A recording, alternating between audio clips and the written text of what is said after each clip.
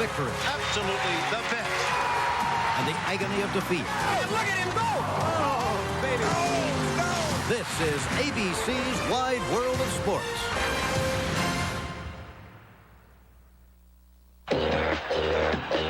Today, the NHL returns to ABC with all the hard-hitting, fast-paced action of the coolest sport on earth. The NHL takes the ice next. Get up, get up, get up. Drop the bombshell. Get up. This is out of control. Get up. Drop the bombshell. Get up.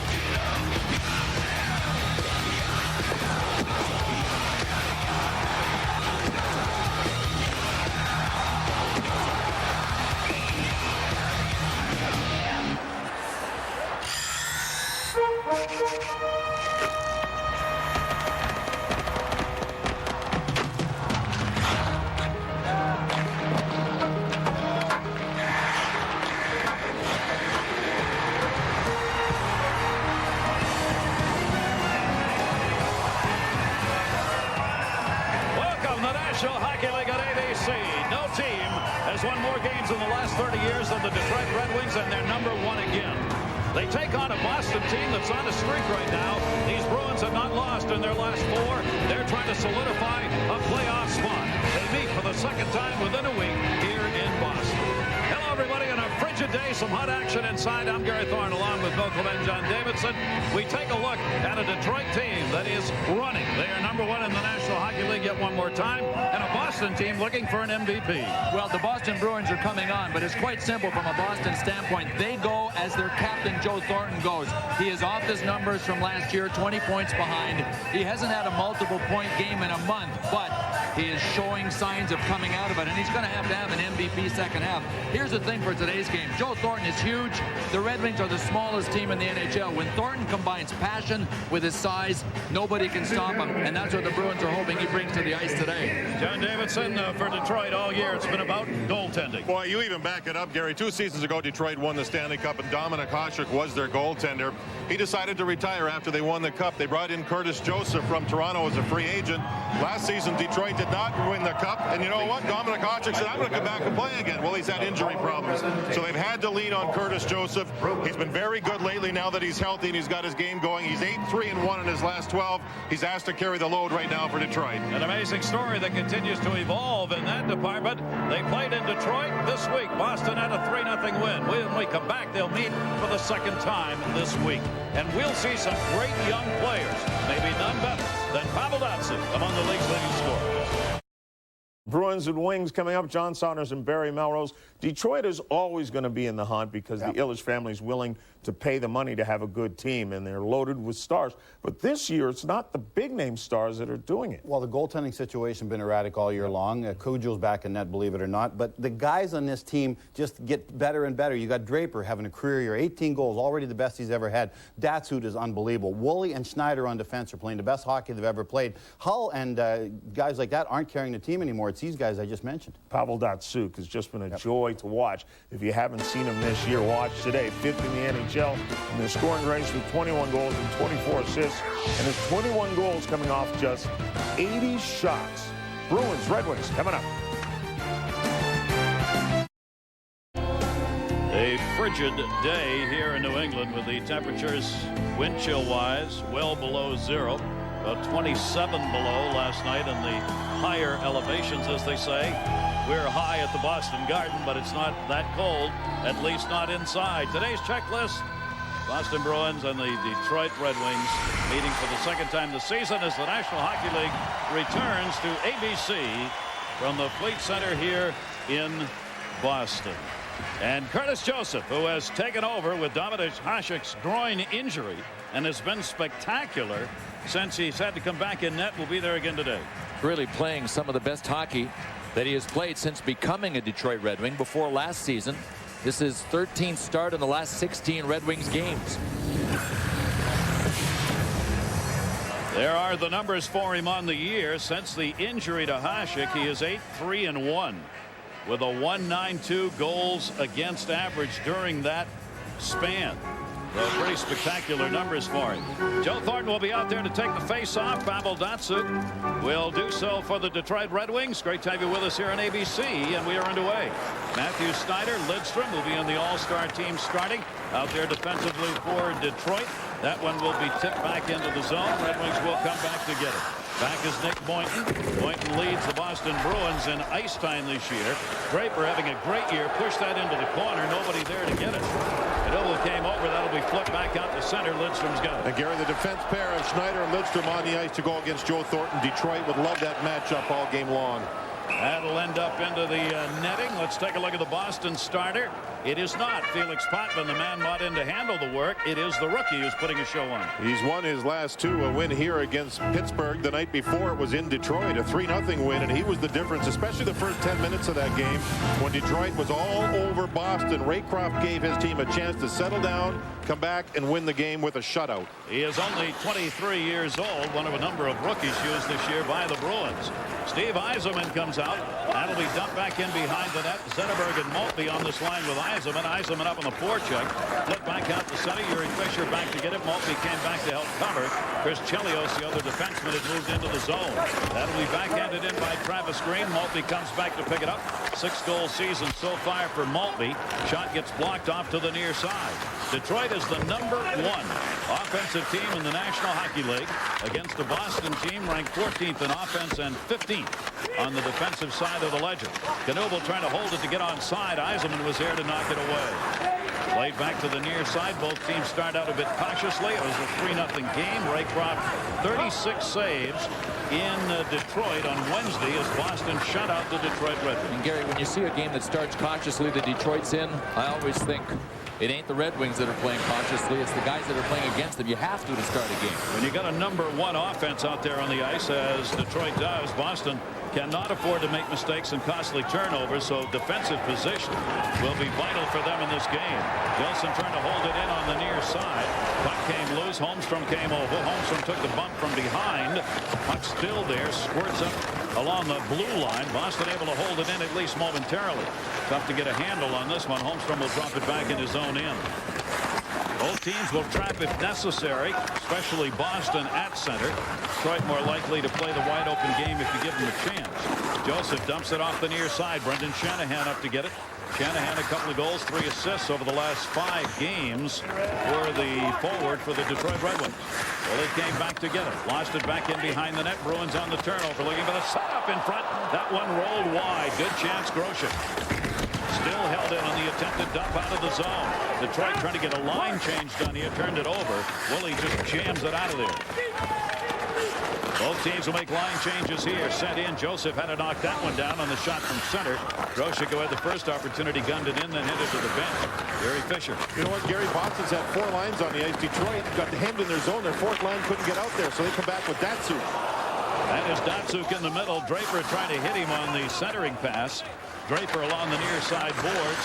Magnificent year for him. Chelios held it in. Datsyuk got it. Brett Hull is the other forward on this line. Bill, they're trying to find the goal for Hull.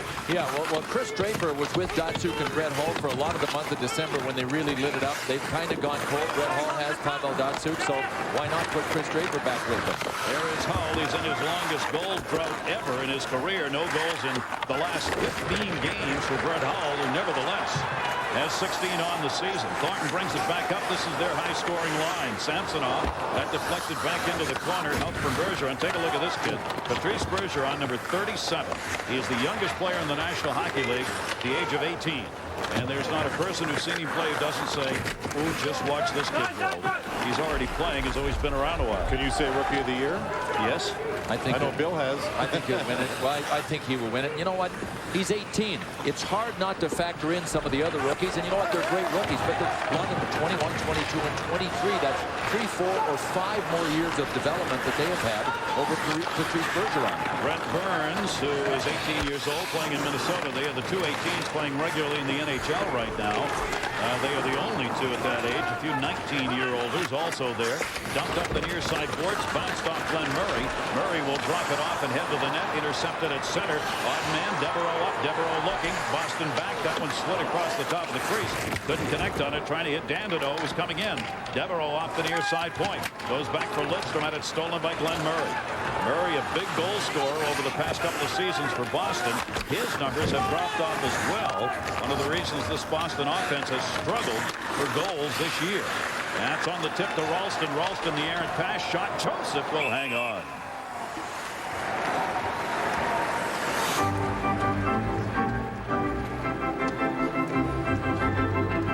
And in talking about Patrice Bergeron as an 18-year-old, he won't even be 19. This is a goal that he scored Wednesday night. The winning goal against the Pittsburgh Penguins here at the Fleet Center. What a move he put on Mark Bergevin at the blue line. And then won it for the Bruins with just a few minutes to go in the game. He won't even be 19 until July. And you know what? He wasn't even close to being penciled into a roster spot at camp. Centering pass. It's loose. Yzerman had the chance on the setup by Maltby. Raycroft stayed in front of it, knocked it away. Ralston will dump that one into the corner. Woolley was back on D. Curtis Joseph came out to handle it. Dumped it around the near side. That shot from the point goes wide by Gilson. Played back by Ralston. Tried to center it from Martin Lapointe, who used to play in Detroit. Number 20 right there with a hit. That's Lapointe now in a Boston uniform. Ralston knocked Yzerman down. Lapointe and Maltby, they go down. They played together on the same line over the years in the National Hockey League. Comes to the near side, Maltby. Maltby sends it into the middle. No score. A lot of defense early on. Chelios. Raycroft reached out. May have been wide, but he wasn't going to take a chance. Shots are 3-2 in favor of Detroit. 6 minutes here into the first period. Detroit's defense looks sharp. Chelios has broken up plays. Lidstrom has. Oh, there's a turnover. Turnover chance. Shot. Joseph out. Samsonov. And his shot deflected wide. Thornton. Samsonov goes to the front of the net. Thornton the puck. Thornton's got an angle. Center shots. Oh, wide. The stick of Bergeron was picked up as he took that shot. He had an empty net. Lidstrom moves it back the other way. Centered Zetterberg. Holmstrom could not get to it. Played off the near side. Holmstrom to Shanahan. And all of a sudden it opens up. Shanahan takes it back to the point. Snyder a chance. Raycroft to save. Holmstrom over to get it. Gets tied up from behind by Morrison. John Morrison had it. Detroit again taking it away. Shanahan dumps it in after Zetterberg picked it off.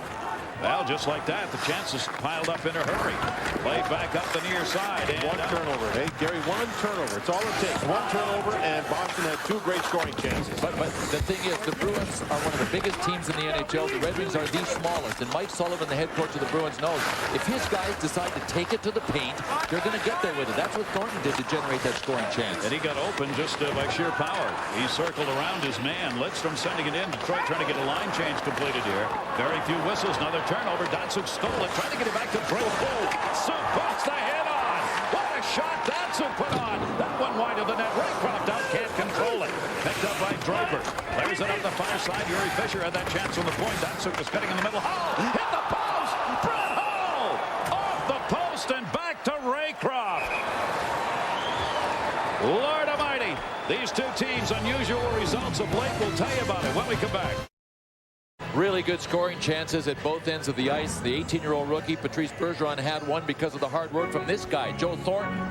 He drew people to him, but Nick Lidstrom with that great defensive stick was able to save it. And there's Datsuk with the setup for Hull, who's having trouble scoring. He's getting assists, Hull is, but he's not scoring goals. Datsuk is 5th in the league in scoring. He almost added another point to his scoring total with a great pass. Brett Hull, that patented shot right there. He's used to that going in. He ends up on one knee. If he doesn't score soon, he's going to be on both knees, praying.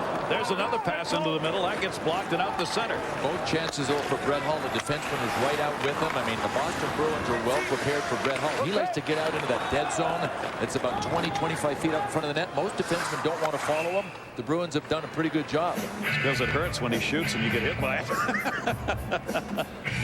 Let's take a look at our Bud Light Plus Minus leaders. O'Coin right now, the Islanders on top. Chris Draper of Detroit is here. Todd Bertuzzi with the Canucks. Those are your plus minus leaders. That's leveled off. A lot of those guys were plus 15, 18, 20 in the first couple of months of the season. Now everything's leveled off. It's tough out there to score goals.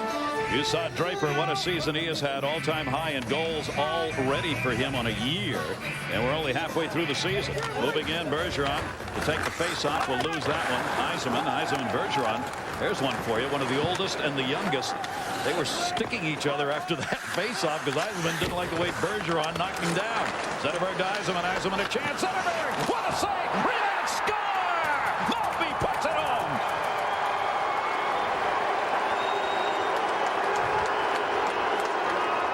When the puck was up high, Zetterberg let the puck go to Yzerman, and then he made things happen.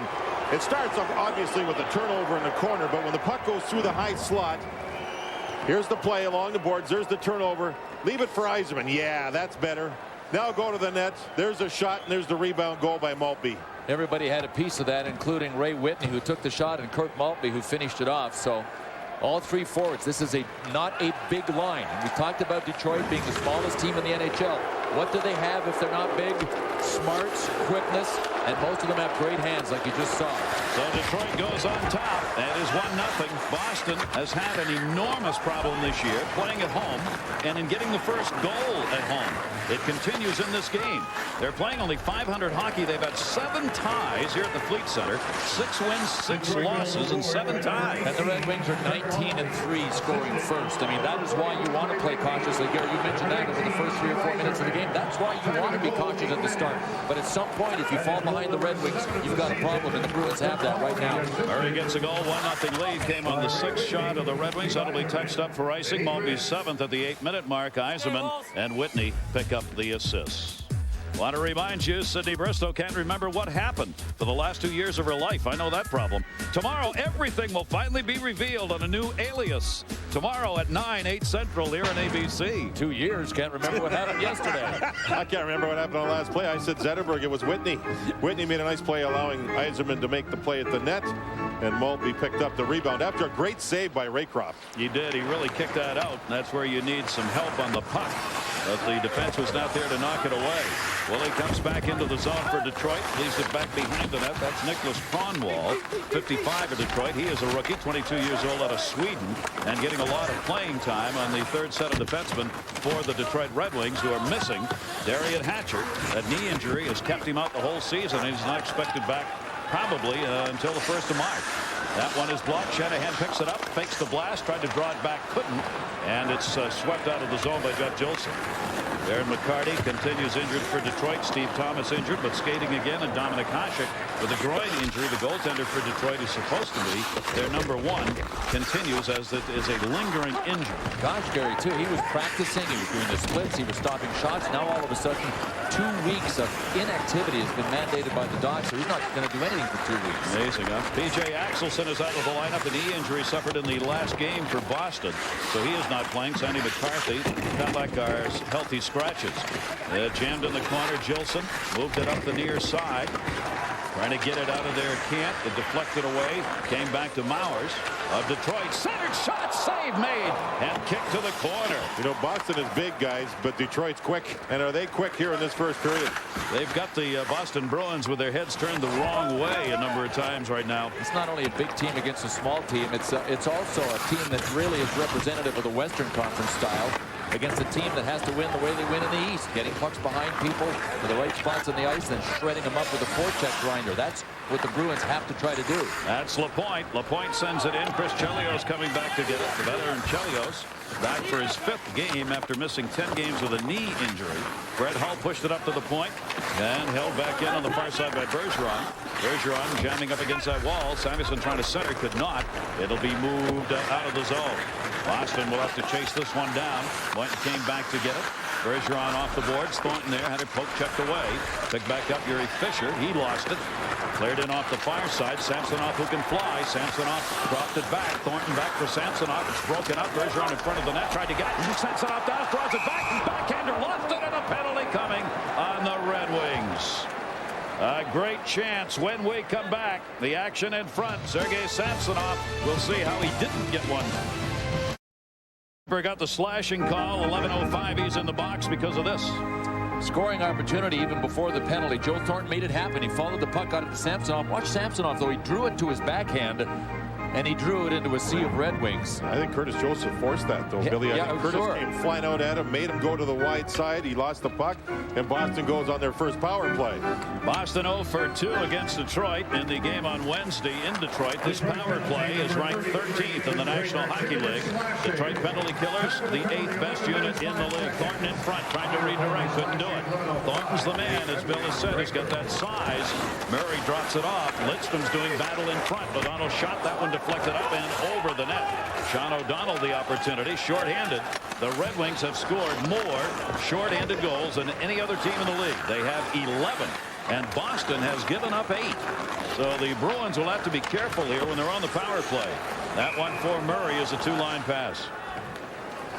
Well, let's check in and see what's going on elsewhere. John. Alongside of Barry Melrose here, everything's going well for the New York Rangers.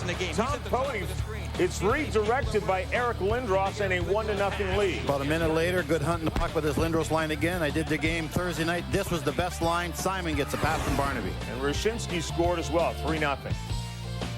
The Rangers have had the Islanders number lately. They've gone 4-0-2 in the last 6 games against them. That's about the only team the Rangers are knocking off these days are the Islanders. Well, that's in the division, and that matters. Ralston leaves it out on the point. Power play Boston. The blast wide of the net, rebounded off the near side. Dan McGillis got all of that one. Spun around Martin Lapointe. Lapointe leaves it back in behind the net. Lapointe will be the man in front now where Thornton had been. A whiff on a pass, and Matthew Snyder clearing it out, kicks it up ice. What a year Snyder is having with Detroit. Number 23, the defenseman. He will be in contention for honors for the #1 defenseman in the NHL this year. He's playing with Nick Lidstrom right there. Number 5. Lidstrom's won it the last 3 years. Odd man, nope. 2-on-2 the other way, shorthanded. Zetterberg will move it up. Zetterberg brings it into the zone, backhands it over the head of Raycroft. Ralston came over to get it. Power play, Boston, down to 26 seconds left to go. Bergeron, Baxter sends it in, intended for Murray. Chelios there, takes the hit from Murray. Left behind the net, Gary Fisher. Fisher cleared it up to the point. Nick Boynton's got it. Boynton looking, big windup, gets blocked. About 60 rows back.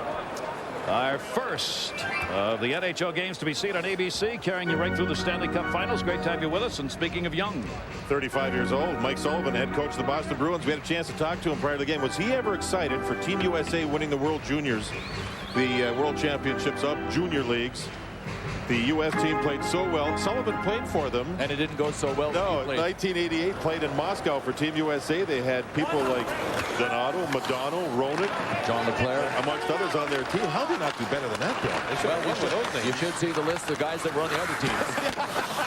they're in the Hall of Fame. Cleared around by Fisher. 1-0 Detroit leading it here with 6:46 to go in the period. Power play is over. No shots for Boston on that power play. So that power play, which has struggled, continues to do so. Intercepted down low. Samsonov had to kick it off the skates onto the stick. Left it back in behind the net. Samsonov again. Thornton circling with him in the corner. Boynton trying to knock it away. Got challenged by Draper, who kicked it out of the zone. Good play by Draper. Datsyuk coming over to get it. Thornton will push him hard.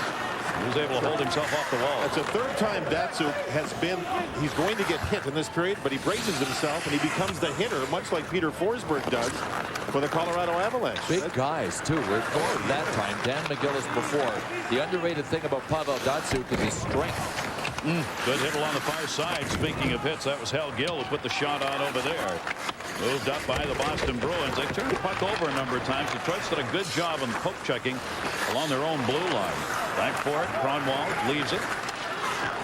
Red Wings get their line change completed. Woolley moves it out of the zone. Had a little room on the far side. Could not connect with Dandino. Came back to the line. Kronwall got a piece, not enough to hold it. Knuble into the zone. Boston. Knuble leaves it. Little opening in the middle. Trying to get it lined up for the chance. Can't. Centered shot. Oh, where did that hit? How did that not go in? Mike Knuble on an empty net with Curtis Joseph, and somehow it ricocheted back off the backside of Joseph. That was Brochik doing all the play in front of the net, screening and getting in front of Curtis Joseph. Groshek did the job, and I don't know how the puck didn't go in either. And Travis Green was awesome in taking a wide, letting things break down before he made the play out front to Knuble. I still don't know what it hit. I don't either. I thought that was at the back of the net, but nobody reacted that way. And is sent in at the 5-minute mark here, and that will draw the whistle. And when we come back, we'll take a look and see exactly what happened to that shot that did not go in on the Bruins. Breaks start to go your way when you're playing well. And Curtis Joseph had one go his way here. Mike Knuble, who has been hot for the Bruins, hit him in the back of the leg. That shot might have even been headed for the post, possibly even wide, but Curtis Joseph wasn't even looking when it hit him. Well, he felt it, though. You can see him wave his left hand just on feel alone. What a job by Groshek, 22 Boston, just causing all the problems for Curtis Joseph, who had to drop his stick again. That was Nicholas Kronwall, the rookie that came in and finally scooped the puck away. That's using your backside right there. That went off the wallet and came back out again. Detroit leading. Maltby's got the goal, 1-0. What are you laughing at? That hit the wallet. The puck would have come outside over the blue line. Ralston turns around, gunned that one in. Or been swallowed up. It never would have gone through, I guarantee you that. Flipped away by Gilson out to center. Picked back up, lost. And dumped back in. Joseph will let it go to Lidstrom. Lidstrom. Hit put on by Matthew Snyder. That centering pass bounces off bodies. Shot. That one goes wide of the net. Gilson from the blue line. Ralston gets it again. Ralston leaves it back. Lapointe. Lapointe got it out in front. Kicked away off the goal stick of Curtis Joseph. There's some room there. They're just not finding the right angle. Hummel had the opportunity that time. Ivan Hummel, the 22-year-old for Boston. Third back in as the Bruins will make a line change. 7-5. The shots in favor of Detroit with the goal by Maltby. End-to-end, Detroit wants to get a line change. Seeing that, Raycroft got it out of there in a hurry. Bergeron up ice. Trailer is Thornton. Bergeron centered it. Didn't have anybody there except on the other point. Morrison on the far side was able to hold it in. In behind the net, Bergeron looking. Thornton cutting. Get the back of the net. Thornton picks it up. Thornton, nobody in the middle. Again, using that muscle. Fisher tied him up. Backhander Bergeron couldn't get the bouncing puck. Penalty coming on Detroit. And there's the strength again of Thornton. Exactly what Mike Sullivan was telling us before the game, isn't it, JD? He said if we can get Joe Thornton to try to drive the net, worst thing that can happen is somebody might drag him down and we'll get a power play. Well, Fisher takes the penalty here. He's a big defenseman. And Joe Thornton, you know, Boston's power play, the first one of the period, looked awful.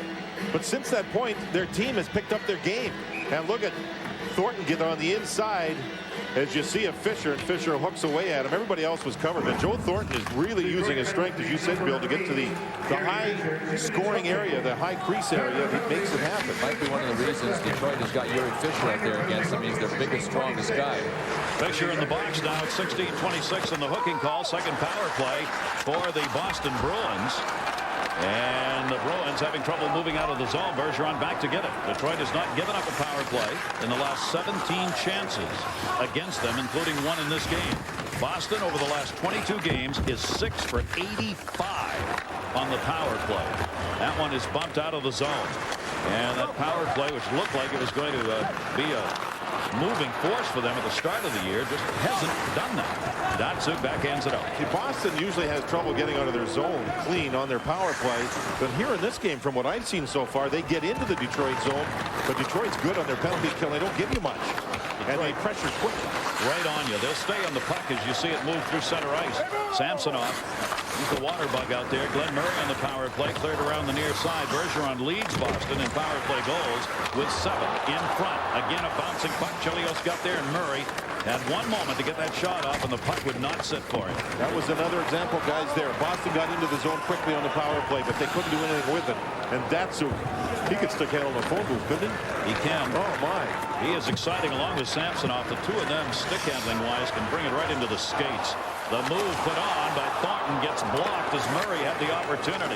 Lidstrom trying to stay with him. Power play down to 24 seconds for the Bruins. Gilson working a point. Gilson goes back to the blue line. A 1-2-2 power play set up here. Gilson coming back now, playing tic-tac. Not where they want the puck. Thornton set up in front of the net. That one gets bounced away. Morrison leaves it. The shot. Joseph a save. Thornton trying to pick it up in front. That one blocked as Murray was there with the opportunity. Still 4 left on the power play, but Joseph the saves. The New York Times calls the practice one of the top 10 programs of the year. The LA Times says it's good, provocative television. Watch the all-new practice tomorrow at 10, 9 Central on ABC. Just 4 seconds to go now on the Boston power play. Boston's a good face-off team. They try to set something up here with Teddy Donato out there. But again, Boston had a couple of shots, guys, but Curtis should make those saves. Those are bad angle shots on the power play. Exactly. It's your job. From the side. And the Bruins haven't even come close to getting done. Is getting some attack from the middle of the ice. Cleared out by Datsuk. 2 shots on that power play, but it is over. And that will be an icing call charged. Want to remind you, coming up, John and Barry from our studio. They'll be up next after our first period here. Look at the other games that are going on this afternoon. Avalanche Stars highlights, Rangers Islanders, and a half-season history. That's all coming up. And also want to remind you, we'll push ahead a little bit. Second intermission, I'm going to talk about the All-Star game that'll be seen right here on ABC from St. Paul, and about the players who have made that, including Lidstrom and Thornton, who are both going to be starters for their respective conferences. It's been a long time since I've looked forward to an All-Star game as much as I am to this one in St. Paul. It should be great. I agree with you. They love their hockey, and they are excited about having this All-Star game. It is going to be a great time, and maybe not even as cold as it is here in Boston today. It has just been absolutely frigid in the Northeast. 1 minute left to go in the period. Shots even at 8-8. But the Bruins have picked up the only goal so far. Boston's gone 0 for 2 on the power play. Point blank. That one blast knocked away. What a windup on the far side. And Joseph able to get there and take it away. Ralston coming on that far side. Set it up with Grosjean. The goal picked up by Maltby is 7th at the 8-minute mark. Whitney picked up the assist with Yzerman. Murray's pass, shot, save, Green, Murray, rebound. It's down there somewhere, and there's a whistle. Perfect example of Detroit not getting the puck deep. They turned it over just inside the Boston blue line. And ever since Detroit got the 1-0 goal, Boston's been the better team. You turn the puck over inside the blue line, watch out. Especially when the defensemen are changing. See Yuri Fisher, number 8, he just got there in time to force a pass, but the defense were taking their time because they thought it was going to get in deep as well. Fisher did a good job not allowing anybody to get to the rebound. The puck was sitting underneath Curtis Joseph. Joseph coming up with some big saves. Chelios. Draper won the faceoff. That's another thing Draper's been doing well. That's winning draws. 57% faceoff wins effectiveness this season. And is played up the far side, not out of the zone as Gill's pass ended up off the dasher. Murray's in the middle here. Thornton moving and looking. Murray was cutting, trying to find some room. Murray goes to the corner for it. Boston with 3 seconds left to go, trying to get a shot off here. Comes up the near side boards, and they won't. And right at the end, Chelios gets into it with Morrison. And the big man waded in. Al Gill. That's the first scrum of the period. And I like it. This is about carryover, too. Any kind of friction began in the 3-0 victory that Boston had Wednesday night in Detroit. That's the great thing about scheduling games right close to one another. I think Boston needs more of that stuff on home ice. They need to establish their team with home ice wins in the second half of this season. That's what they've not been able to do.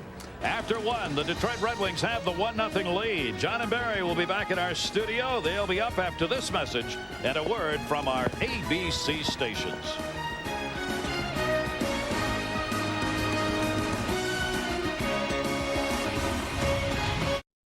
The NHL on ABC, brought to you by The Element from Honda. Every piece has its purpose. Campbell's Chunky Soup, dinner that fills you up right. Make it Campbell's instead. Best Buy, thousands of possibilities. Get yours. And Samuel Adams, when you're ready for a distinctive brew, Samuel Adams, always a good decision. Welcome back, everybody. Fleet Center, Boston, and a power play in that scrum at the end of the first period. Sean O'Donnell of Boston took a 2-minute roughing. He's the only penalty that was picked up. So the Detroit Red Wings have a 1-0 lead on a Maltby goal. Get their first power play of the game. Lidstrom working the point. Has it. Drops it off. They will set up in front of the net. Datsuk, a tip. Comes to the near side to Zetterberg. In front of the net, Ray Whitney's the man who'll work in front of Raycroft. Shots in the first were 10-8 in favor of Boston. But the only goal picked up by Maltby in a 5-on-5.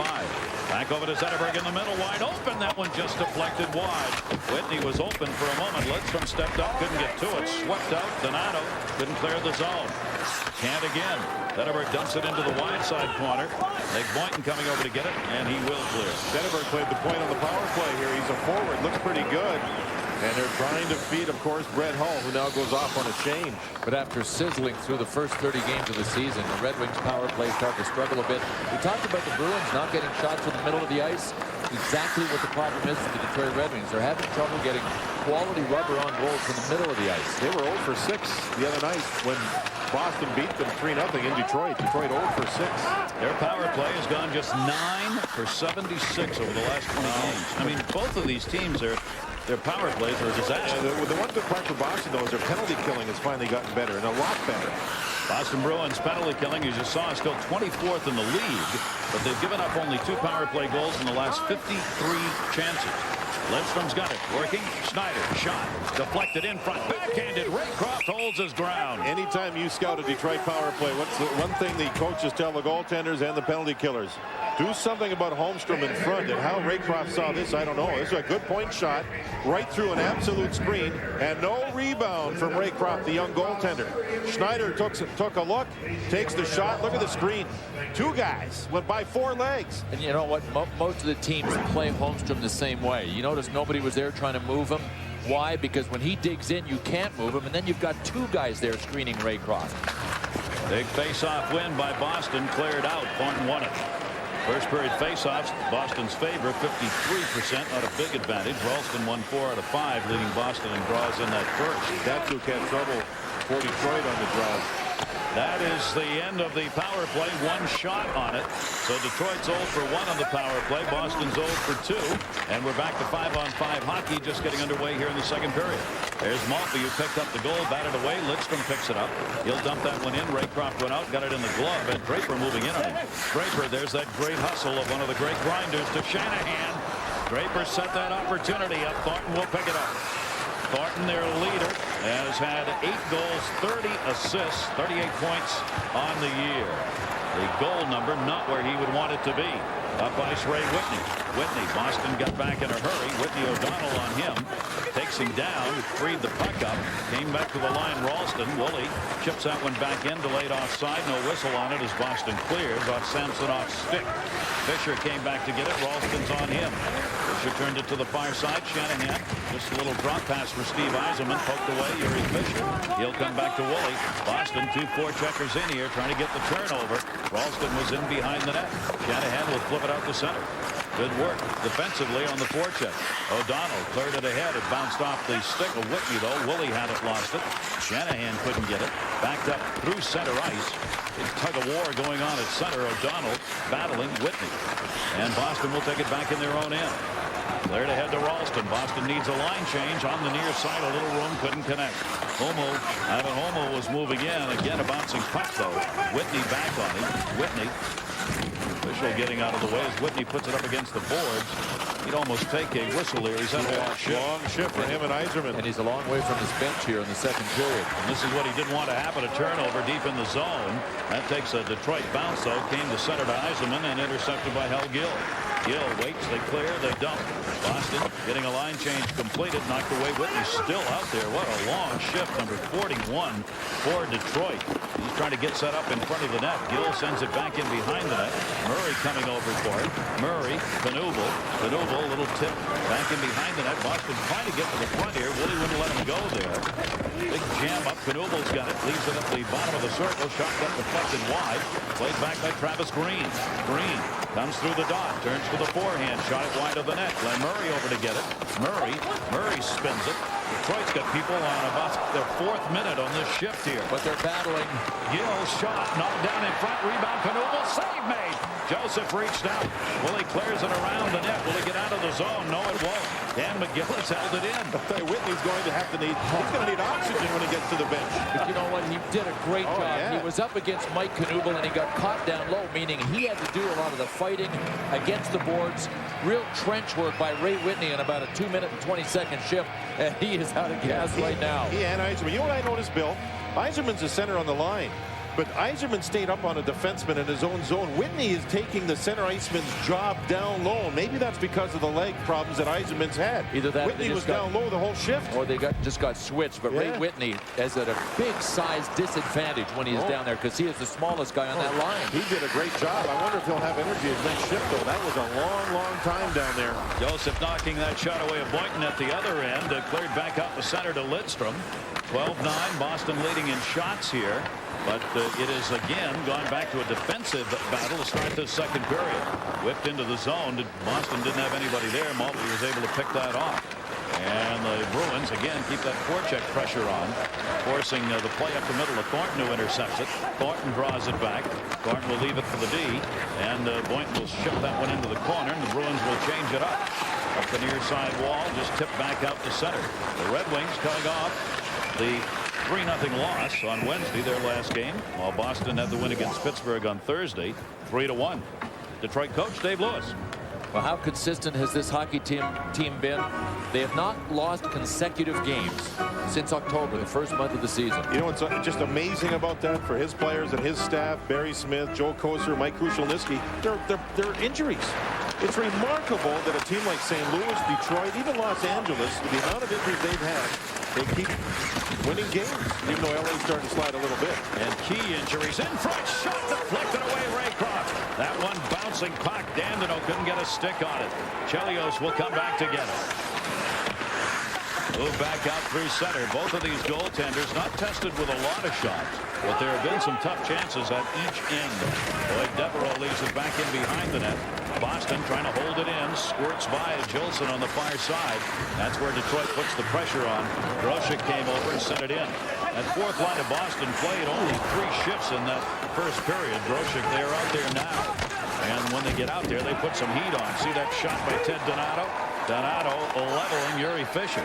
Fisher is, as Bill mentioned, one of the biggest guys. There he is, number 8 for Detroit. He's been knocked around in this game by Boston. He doesn't have a lot of power, though, for a big man because he doesn't have the balance that a lot of guys have. And there's why that's so important. Puck came free to Ralston. He's in alone. Shot. Save made. Joseph cut the angle. Rebound trickles in, and it's held on to. These two teams have played a lot of great games with some interesting results over the last 10 meetings. How interesting? We'll tell you in a minute. These two teams who tape it up and play against one another, well, they've alternated wins in the last 10 meetings. So whose turn is it today? Detroit. What's the score? 1-0 Detroit. But Boston's playing pretty well here in the second period. Not getting a lot of real good quality shots, but they're forcing the issue in Detroit's zone. Joseph's made some nice saves. Nobody's getting any real good quality stuff, though. You just want to hope if you're playing well that you don't break down for the big scoring chance. Well, Gill backhanded that one in, set up by the Ralston win on the draw. Joseph was able to knock it away. And the Red Wings move it over to Brendan Shanahan. Shanahan, a 17-goal season so far and 34 points. Gill takes the hit from Holmstrom. 2 heavyweights right there working in the corner.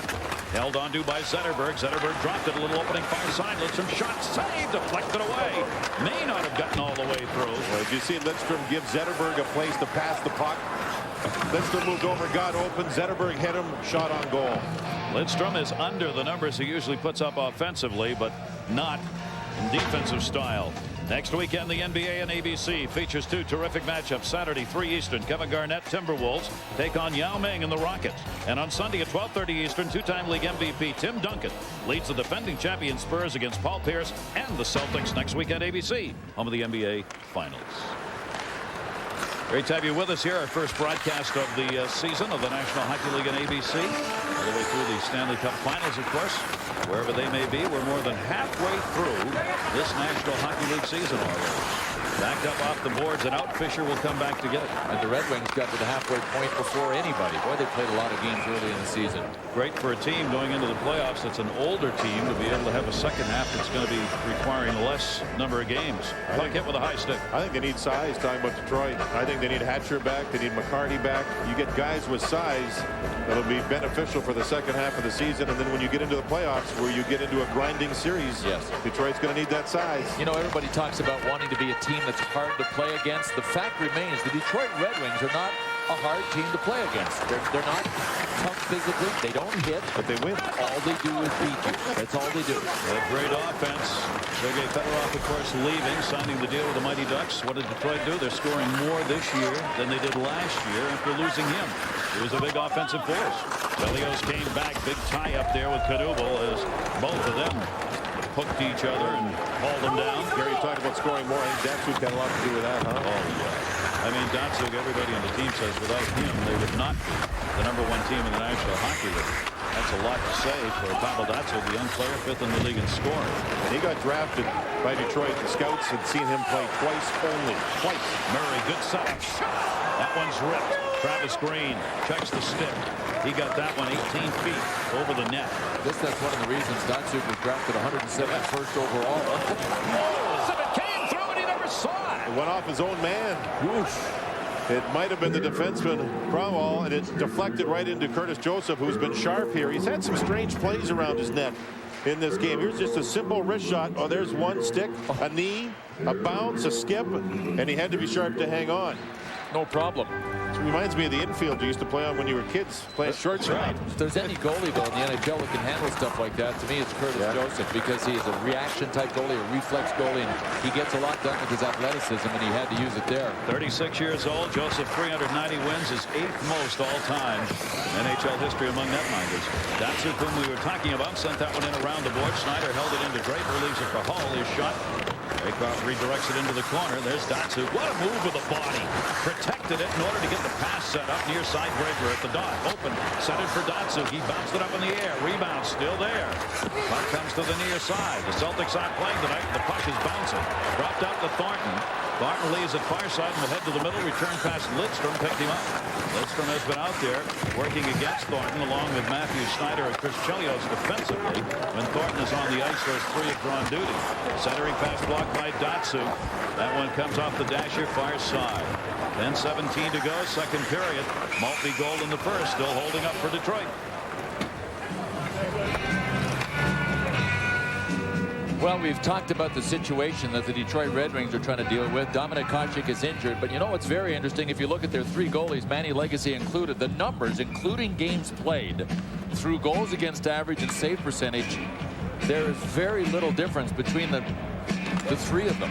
I mean, Manny Legacy's done a good job. Curtis Joseph has, so has Dominik Hasek. Kenny Holland, the GM, has said more than once, and he repeated it the other day, if Dominik Hasek's healthy, he's the guy that's going to play. He's to be reevaluated on the 21st of January, right?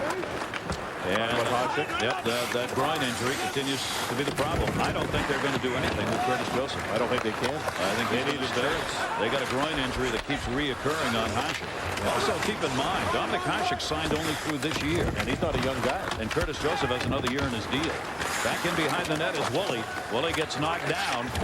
Detroit cycling in the corner. Detroit's only had 2 shots in this period, 1 on the power play. Shanahan, the setup, drop for Holmstrom. He couldn't get to it as the puck went back to the corner. Good effort by Zetterberg to get it there. Shanahan, Zetterberg, and Holmstrom creating havoc in front of Raycroft. This will be icing. One of the few pressure shifts, forechecking shifts Detroit has had.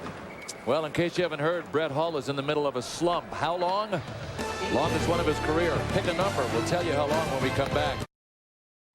Brett Hull has not scored a goal in 15 games. It's 5 games longer than his next longest career drought. But don't worry about Brett Hull. He led his team in assists in the month of December, so he's contributing. But as soon as he hit that magic number to move into number 3 all-time goal scoring, he hasn't scored 6.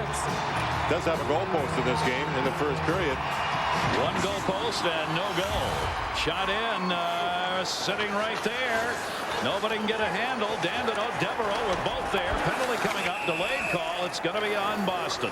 Power play when we come back. Let's check in again with John and Barry. Well, Barry, you pretend you're an official on this play. Solani gets creamed, but it looks like a clean check. Well, David Oliver's a clean player right there. That's a shoulder check. It's what hockey's all about. Solani got hurt. That's unfortunate, but that was a good way to finish his check properly. Stayed on the ice for about 5 minutes, then walked off under his own steam. Guys. On the ice either. Key people. Just when you think the Avs might be able to put a stretch together with healthy bodies, it's happening again, it looks like. Power play opportunity here for Detroit. It'll be their second of the game. The penalty hooking call O'Donnell at 10:51. Only 1 shot on that first chance. Well, let's see whether or not Detroit can get this number 6 power play in the league going. You see Boston, they killed 51 out of 53. In, Yzerman dropped it back to the point. Matthew Schneider knocked it down, shot it wide of the net. Holmstrom, Yzerman, Shanahan up front of the power play, Lidstrom, and Matthew Schneider working the points for Detroit. On the near side, couldn't be knocked away. Yzerman covers, goes wide side. Shanahan, he's wide open, takes it, deflected. Holmstrom, Yzerman, shot blocked. Great play out in front with the body. Ted Donato got the body down and blocked that shot. Here's Holmstrom. They want Holmstrom down low, not out along the half wall here. Through that. Back up, Matthew Snyder, a shot through a screen, deflected and cleared Boynton. Detroit did not have Whitney to start the power play. He was back in the locker room. He's now just returned to the bench, in fact, on the ice. I wonder if he was getting oxygen after that long shift we saw earlier in the period. Yeah, like a 6-minute shift out there that he took. I don't think he's been back out since. Matthew Snyder. He's in the hyperbaric chamber somewhere in the room. Number 41 of Detroit is out there now, and that'll be moved out. Cleared out of there by Boston. So both of these teams continue to have enormous problems in their power play, and both of late, over almost a 15-20 game span, have had fantastic penalty kills. And it's continuing in this game. Cleared back in. Still 26 left on the Detroit power play. They'll shoot that around the near side boards. That deflected off the wall, held in by Zetterberg. Boston challenging the points. Woolley's out there in a point now. Hull, Datsyuk, and Whitney up front on the power play. Near side for Zetterberg. Zetterberg, the 23-year-old, got it in front. Rolston was there. It started rolling towards the net. And his life passed before his eyes. Wow. That was close. Set in on Joseph, and the power play is over. One shot on that power play opportunity. So both teams continue with the 0 for going on the power play. Great job by the Bruins. They have only allowed 5 Detroit shots since the Red Wings scored at the 8-minute mark of the first period. And 2 of those on the power play. 1 on each power play that Detroit has had. Because of plays like this, Brendan Shanahan wound up, took a shot. The rebound looked like it was going to come out for a freebie here for Steve Yzerman until number 40 for the Bruins, Ted Donato, rode into the rescue. That's some play. You know, the Bruins were playing in New York just prior to Christmas, and Teddy Donato, and I'll tell you the story in a moment. Oh, go ahead. It's a long one. No, it's a long one. Let's tell story when we come back. Near side gunned in by power play coming up. Corner. We're going to get a penalty here. Maltby and Gilson went after each other. I think Gilson's going, and Detroit will have another power play to try to make it a 2-0 game. 23 Boston, 2 minutes for interference. So Detroit gets the advantage. Rod Martell, Stephen Walcom, the referees. Guys, who was it that made the play on the goal? It was Maltby who scored after he forced the turnover by Gilson in the first period. That Donato story, the Bruins were in New York prior to Christmas, and the Bruins went up shopping on 5th Avenue and stopped by St. Patrick's Cathedral. A few Hail Marys for the Boston Bruins. As 4 of the players came out, and Donato was one of them, Hal Gill another, Ray Croft the goaltender. A lady was screaming. It was a busy time of year. People all over the place screaming that she had lost her child. Somebody took her child. So the Bruins spread out. Sure enough, Hal Gill found the little guy, returned the little guy to his mom. Pretty good deal. Yeah. Thanks. Motto is it pays to go to church. The Hail Marys would. And hang on to your child in New York. That one a save made by Joseph on the point chance, short-handed. Detroit's 3rd power play opportunity. The interference call on Gilson at 13:50. Lidstrom back out on the power play unit. Into the corner. Travis Green let it go. Yzerman was there to get it, though. Yzerman finds Lidstrom. Lidstrom, they come right out on him. Travis Green's not going to give Lidstrom room. Gill had it knocked away. Yzerman got it. Yzerman, it was Holmstrom who knocked that puck away.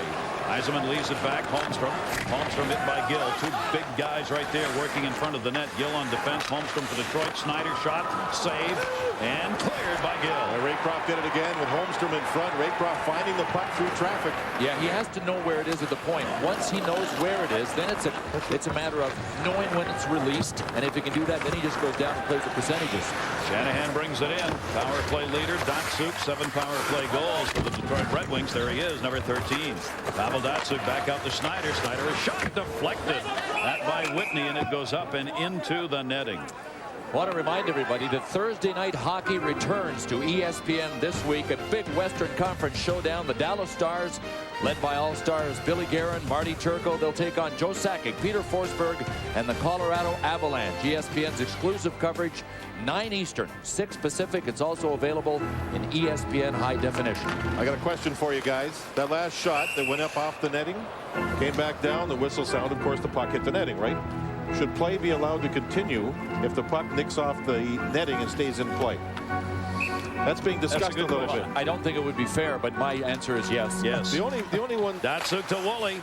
There's the netting. There's what we're talking about right there. The puck. You know, it would take strange bounces back off the netting, and then maybe teams would ruin it by throwing the puck in from inside center ice, letting the puck hit the netting, drop down softly, and then forecheck like crazy. They would. But sometimes you just wonder, can they keep the play going? Maybe just higher glass would make the difference, but it's something being discussed. Yep. Cleared back out of the zone. Scoring down in the National Hockey League yet one more time. And how about Phoenix was scoring down? Shutout. Congratulations to Brian Boucher, man. What an achievement. 5 consecutive shutouts. Hadn't been done in 70 years. It's amazing. Good for him. Streak's still going. And he's going to be in net, believe it or not. Whitney looking. He's not supposed to be the #1 goaltender, but he's not going anywhere while this is going on. Here's Thornton who takes it away. 17 left on the Boston penalty, but they've got the puck. Thornton moves it, and he'll flip that one in, feathered it into the corner. You know, one more thing about the puck coming off the mesh. If it increases the forecheck, then it's a good idea, and it would do that. Allow teams to dump it in from neutral zone, off the mesh, falls down on the ice. It would set up the forecheck. And that's going to do it. 2 shots on that power play. They're unable to convert on it. It remains a 1-0 Detroit lead. Maltby's got the only goal, and that came back in the first period in a 5-on-5 setting. 17-13 the shots in favor of Boston. Handled by Fisher. Fisher working with Chelios. Dropped back. This Chelios, veteran defenseman, leads the charge. Here's Dandino.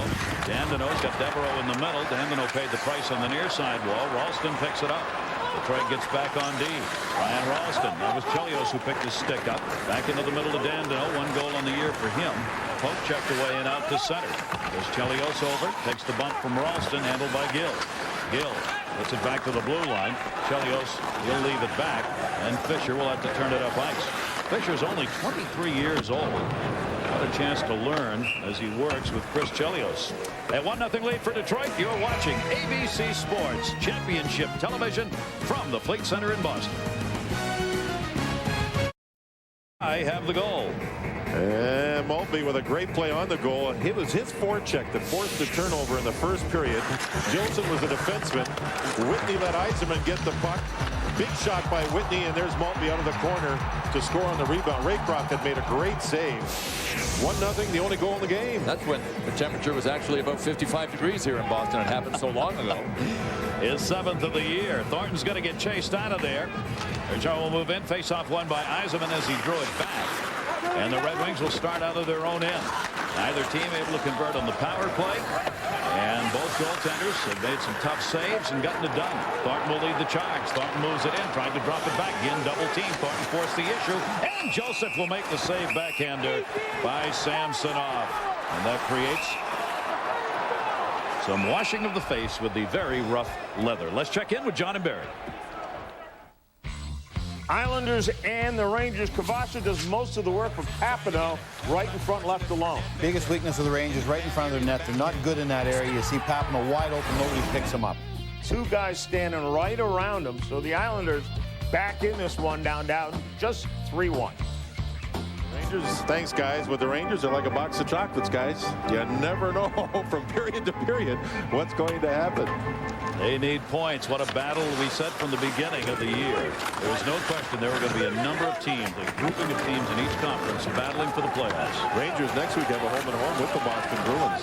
So it'll be actually about 10 days. So that'll be a big series for both teams. Well, the Bruins are in the middle of the pack now in the Eastern Conference. But only a week ago, they were one of those teams punched into the playoff mix at the bottom. Yep, they've gone 3-0-1 in their last 4 games. That has helped them move them to the number 5 spot in the East. The top 8 teams, of course, in each conference make it. Our Dodge Intermission Report, New York, New York. Highlights of that game, Korea and company taking on the Stars. And they're going to talk about the All-Star game as the starters have been announced. We'll have that game, as we said, on ABC coming up in February from St. Paul, Minnesota. Thornton tipped back in. Curtis Joseph directing traffic to Willie. Willie wants the quick wraparound far side. Still loose against the wall. Patrice Bergeron able to knock it away. Got it away to Samsonov. Samsonov, they cycle it in the corner. Bergeron's in front of the net. Samsonov's there now. He's open. Samsonov, a shot deflected on a skate. Shanahan will pick it up and clear. But good job by Jason Woolley. He stuck with the program, and just when Samsonov was going to release, he did what he had to do, being a small guy himself. Went for the stick. Samsonov didn't have anything on the shot. Billy, his two teammates covered the other Bruins near the net, too. Real good defensive coverage by Detroit. Bergeron sends it in. Bergeron 24 points, 11 goals. He is third among rookie scorers. Cleared back in by Chelios. And behind the net, Boynton takes a look. And Zetterberg moving in on him. That created a turnover to Shanahan. Shanahan jammed up against the wall by Travis Green. Shanahan kicked it away. Glenn Murray got it. Murray trying to clear it out. Couldn't get it there. Zetterberg reached. Boston clears, but it will be an icing call on the touch. Chelios made sure he turned to the middle, not to the boards, so he would make sure that it was icing. You know, during the TV timeout a few moments ago, Bill Clement up here in the booth asked me a very important question. When Hal Gill found that little child that belonged to the lady outside St. Patrick's Cathedral, you said, how do you know which one? Which one was hers? And that's a good question. The lady was yelling, he's wearing a green jacket, jeans on, and I forgot to get that part into the story. It's very good, though. I thought he just said to the kid, are you lost? And the kid said yes, and that was the end of that. I thought Bill asked a good question. Are you the kid that lost your mother? Here, I'm here to help you. Datsuk trying to center it, bounces it off the back of the net. Datsuk centered it, save Ray Croft. That had an angle on it, and Ralston gets it out of there. Nicholas Kronwall back to get it. Kronwall, 16 games. Working defense, Hatcher out of there, moved back in. Datsuk intercepted, cleared out of the zone. Morrison, great to have you with us here on ABC. John Davidson, Bill Clement, I'm Gary Thorne. Our coverage of the NHL continues through the Stanley Cup playoffs and finals. Games on ABC, ESPN, and ESPN2 all season long. And at 24 left to go here in the second period. Matthew Snyder on the touch for the icing call. Well, we've mentioned what kind of season Chris Draper is having. A career year in goals, terrific plus-minus. I talked to him before the game and said, are you enjoying this? He said, you know what, the first half of the season, I was kind of in denial. And anytime anybody asked him, you know, you're close, you're getting close, he didn't want to talk about it, he didn't want to think about it. Then he said to me, a week ago, I said to myself, this whole thing's going to go by and I'm not even going to enjoy it. So I've got to start saying, you know what, let roll with it. You know, forget the denial about what kind of season I'm having. He was afraid it would go away. It's not going away. His previous high in a year, 15 goals. Right now, he's got 18. And he's playing some great D as a grinder. Shot, Joseph, save, rebound, just chipped away before Murray could get there. And Maltby just went to the bench. He got injured, a leg injury at the Boston net. He's over and in some pain on the Detroit bench. He's the goal scorer so far in this game. Let's check in again with John and Barry. Well, guys, Peter Forsberg isn't one of the best assist men in the league for no reason. Watch him wait his time and then thread the needle. A couple things here. Threads the needle, waits his time. Watch a little saucer pass there, and Tanguay. No more as a passer puts her upstairs over the shoulder. Avs up 2-0 now. About a 6 by 6 inch by 6 inch opening for Alex Tanguay. What a sniper, what a shot. And Barry and John talked about the pass by Forsberg. He waited just perfect timing with the pass. Back in behind the net is Samsonov. Samsonov turning it back out in front again, trying to find anybody in front of the net. Return pass gets blocked into the corners. Ralston tried to put it there, and Detroit clears it out of the zone. Detroit's just kind of gone into the four corners here.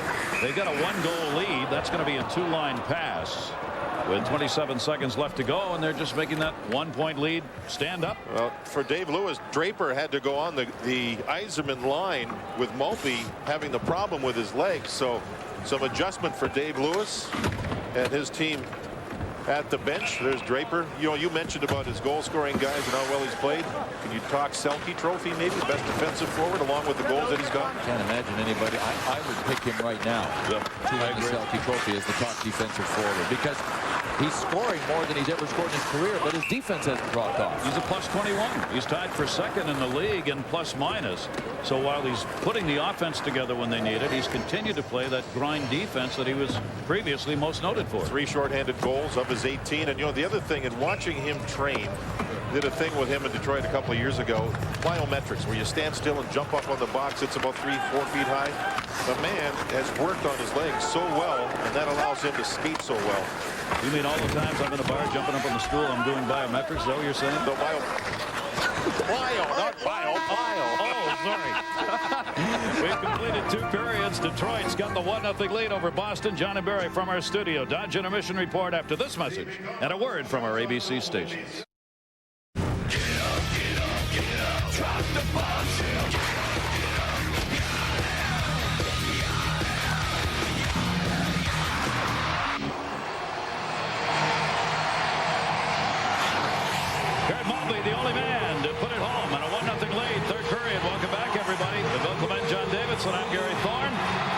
coverage of the National Hockey League on ABC. Fleet Center, Boston is the site. Lidstrom clears it around the far side. Through 2 periods, Boston has outshot Detroit 19-14. Maltby's the man who's got the lone goal. Cleared in, and it is onside. Bergeron had that one batted up in the air to Thornton. Got a little room. Thornton shot. Joseph save. Rebound. Comes back up to the blue line. Looking into the middle. Thornton backhander. That gets blocked. Penalty coming. And a power play for Boston. This whole sequence started with Joe Thornton doing something that Mike Sullivan really wants him to keep doing, and that's finishing his check. He eliminated Nick Lidstrom along the sidewall. Watch this. Right here. Crunch on the right of your screen. He took out Nick Lidstrom, and when the puck got to the front, who was able to get there first? That's why you finish your check. That leads to the power play as Matthew Schneider's in the box. Boston's coaches are charting all those, Bill, all the finished checks and the ones where players don't finish the checks, and they say that's had a lot to do with turning their game around for the better.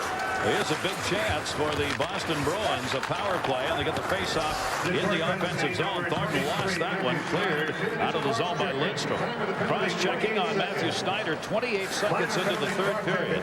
Each team has now had 3 power plays in the game, with neither converting, as the short-handed units have done an outstanding job. Yeah, Detroit hasn't allowed a power play goal in over 5 games now. Detroit now, the last 18 chances, the opposition hasn't scored, and they're short-handed. Lidstrom trying to bring it in. Short-handed opportunity. Shot save made. Raycroft. Started with Draper in the Detroit zone. He lifted the stick of Gilson, and they took the puck away, went in and had the scoring chance. He gets a second chance. Lidstrom skating out there as though he's invisible. No kidding. But, you know, the first scoring chance, it was a broken play. He tried to pass to Chelios, and it came right back to him. Shanahan a chance on a turnover on the far side with Yzerman helping. 3 chances short-handed. And the penalty killers are outworking the power play unit.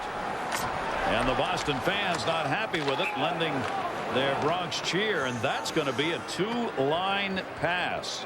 47 seconds left on the Boston power play. Held without a goal in 35 of 62 periods at home this season. That is one of the reasons the Boston Bruins are a sub-500 team at home, and that's got to change for them to go any place this season. They've just had a painful time scoring goals anywhere. Only once in their last 18 have they scored more than 3 goals. Once. And here at home, they are averaging 1.95 goals a game. That is dead last in goals per game at home. Lapointe turns it. Power play Boston still underway. Lapointe brings it all the way in. Knocked away Fisher. Sometimes that's what happens. It's not going well, so somebody tries to do it 1-on-5. Doesn't work. Not often. Not often, unless you're Bobby Orr. Moved back, or Gretzky. Brought back in by Bergeron, brings it into the zone. Or Bergeron. Hull. Fans wanted to call on Woolley, who took him down. Didn't get it. Ralston a chance. Save. That went through. Bergeron was setting up the screen. Nobody back along the points. Power play's over. They got 1 shot on that power play. More chances for Detroit shorthanded on Boston's power play. And we're back to 5-on-5. Figure this number out. That's kind of strange, isn't it? I'll get back to you when I got it figured out. Except for substantial. Except for the fact that teams come and usually try to play conservative road games, but they do that in every building. And, you know, teams usually just have a little more juice at home. Therefore, they usually score more. And can't answer that one. In behind the net, Groshek. Knocked away by Murray. Some line changes here now for the Boston Bruins. Cleared out by Hull. Boynton knocks it back the other way. Bruins trying to find some offense. They are led in scoring by Thornton. In goals by Knuble, who's got 13. Murray's got 12. Datsuk, and a penalty coming. Delayed call on Datsuk. Unfortunately for Boston, no injury. That tip pass went wide, and that was the man who got hit, Groshek. Oh, did he get hit by Datsuk? Groshek, I think, turned, but Datsuk hit him right on the numbers from behind. Bruin players are all yapping at Datsuk as he'll go. Oh, man. Groshek hasn't had a ton of ice time, and he looks like he got banged. Even the bridge of his nose may have been cut on the play. I don't think think Pavel Datsyuk thought he was going to turn back. You know that Datsyuk wouldn't want to take the penalty right now, but look, he's 5 minutes, he's gone. Oh, man. It's a major. Hitting from behind. He lined him up from behind, didn't hold up, and Grosek was about 3 feet from the boards. He's got him from behind, and boom. Oh, and he hit his head on the glass. Right on and that they stand. made the decision. It's a major penalty. And Grosek is leaving into the Boston dressing room. But a 5-minute major on Pavel Datsyuk, and he's gone. Grosek is bent over at the waist. He had his bell rung. Yeah, he hit the glass. He whiplashed into the boards. I still can't imagine that Pavel Datsyuk intentionally wanted to take him from behind. But when Michael Grosek put on the brakes, that left him with his back to him. See when he put on the brakes and stopped? I mean, look. It was almost from the left side of Grosek, but he still created the injury from behind, so the referee made the call. What a chance for Boston. Keep in mind, they get the full 5 minutes, as many power play goals as they can score. Samsonov. That one's what an effort by Draper to move it out of there. Boston gets it back. Samsonov skating in, lays it. Power play for Boston. Draper, a fine effort to get it up the first time. Samsonov working along the half boards on the far side. They got Thornton set up in front. Shot deflected. Boynton waits. Shot off the blocker. Big save by Joseph. Datsyuk, the boarding call at 3:20 and a game misconduct. He's gone for the game. In front, chipped away by Lidstrom. Not out of the zone. Morrison back along that far side point, will now head to the middle. Samsonov. Thornton comes to the mid slot. Morrison drops it back. They're getting Thornton in the high slot now, and he's watched by Draper. Draper's going back and forth to the blue line. Shot blocked again. Picked up by Maltby. Maltby clear. Draper. Sorry, Billy. The power play unit for Boston, though, just didn't look like it. They knew what they wanted to do. I mean, they tried 3 or 4 different things, and nothing looked comfortable. Draper, Maltby, Lidstrom, and Schneider were out there on a penalty kill, and as Gary mentioned earlier in the game, 11 shorthanded goals. That scares the power play. Brought back in by Ralston. Ralston dropped it. Knuble, save, rebound, score! Backhander, Martin Lapointe! And he got clipped up high, too. I don't think there's going to be another call, but Marty Lapointe has tied it, and in the process taken a lick on the side of the face. Looked like it was up around his ear. Bad angle shot by Knuble that went off the glove of Curtis Joseph right out front. A nice power play goal in a rush. That's Ralston transporting the puck. Knuble's bad angle shot should be caught. Wasn't. And there's Lapointe taking a slap by Shanahan with a stick to the face. He scores the power play goal. Lapointe's gone for repairs, and I think Shanahan got away with that. He did. From our Southwest Airlines goal cam, the rebound caromed off about 45-degree angle off of Joseph right out to Lapointe. Watch Shanahan come up here. Bang! Oh, man. I think he caught him in the ear. It actually lifted his helmet up at the same time. So right now, Mike Sullivan behind the Bruins bench is saying, okay, I need some volunteers for the power play. Our bench is getting smaller. Or he's saying that should be a double minor to Shanahan, and it should be a 2-man advantage for over 3 minutes. That's a break for the Detroit Red Wings on the clear high sticking. So Boston's got 1 power play. Shanahan picks up the loose puck. Boston still with 3:08 left on the 5-minute advantage. Shanahan turns and clears with Boston changing. Bruins getting a new power play unit in. Shanahan on the far side again. Trying to push it up the glass. Couldn't get it there. Bowman was there to knock it away. Draper from Shanahan. Short-handed. Shanahan's on the right. Fisher a trailer. Draper back to Fisher. He's in. Short-handed save. Raycroft. And the net comes off the mooring as Draper in a collision hit the net. I think McGillis drove him into the net, knocked the netting off the mooring. Raycroft has had little work the last 2 periods, and for him to come up with a big save like that was special. What a job by Fisher, the defenseman, number 8, to jump into the play. Watch what he does here, though. He made the right play. Fisher did. He waited for Raycroft to hopefully slide out of the way, but Raycroft was patient enough that he was still watching his cage. You know, it's too bad for the Bruins that Draper was shoved into the net and caused the stoppage, because that would have trapped some of the penalty killers for the Bruins on their power play to head up on the rush. The power play goal at 4:46. Lapointe gets his 8th, his first goal in 13 games. Knuble and Ralston. The assist. Murray tied up from behind. A fine play by Zetterberg on the back check. O'Donnell's working out on the point. The wind-up chance. Save made by Joseph. and swung out of the zone. Guys, that Thornton was right in front on the power play. That normally is where Lapointe is, but he's gone with the injury. That's usually where he stands on the Boston power play, right in front of the net. Matthew Snyder cleared it the length of the ice. 2:09 left on the 5-minute advantage. Intercepted. Whitney sends it in. Raycroft knocked it away. Picked back up again by Samsonov. Samsonov, 7-goal scorer. He's got a goal and 2 assists in the last 3 games, and again it's cleared Lidstrom. Samsonov only 8 games last year because of wrist surgery, and he's not right in watching him handle a puck. He does not have his game back yet. Well, he came back too after missing 9 from a knee this year, so he's had a tough go of it, but he's like an Emmett Smith, 5'8", 205 pounds, 200. Bad pass by Chelios. Joseph the save. Rebound knocked away. They look to set it up in front. Maltby put the big hit. Lost the stick. Shot. Joseph. Side of the net. Reaching for it. And hangs on. Big effort. Patrice Bergeron, the youngster, was part of that with Knuble. Man, just think of an 18-year-old kid doing something like that. He was in the corner. There was some hitting. He drove to the net. Youth is not a problem for this guy. It doesn't haul him down. It makes him better. Watch the puck end up deep. There's Bergeron, looks around, nobody open, takes the hit, doesn't go down. Now he has gotten away from 2 players and tries to jam the puck in past Curtis Joseph. What a good young player. All the Boston people say he is fearless. Yeah. And is very strong in his skates. There's Marty Lapointe back out on the ice. It's his landlord, isn't it, Bill? He's Mr. living with Bergeron, Marty and his wife and family, you bet. And Marty said to the kid, he says, kid, if you go out and score, just score, don't talk, just play the game. Don't talk, don't make the opposition get mad at you. And young kid Bergeron has taken advice very well. I wonder if he's paying rent. Back to McGillis. He doesn't need to. 40,000 square feet. They don't even know he's in the house. Oh, got the spare room, does he? Yeah, the spare wing. Brings it down the wall. Stick picked up there by Mike Knuble. Power play down to 1:06. Boston a full 5 minutes worth of power play time. Lapointe has scored 1 power play goal to tie it at 1-1. And it's cleared out of there. Detroit changing up again on their penalty killer. Keep in mind they have lost Datsuk with that gamer, so he's gone for the game. Back in Samsonov, centered Murray. Murray couldn't handle a bouncing puck. Back out on top, 43 left on the power play.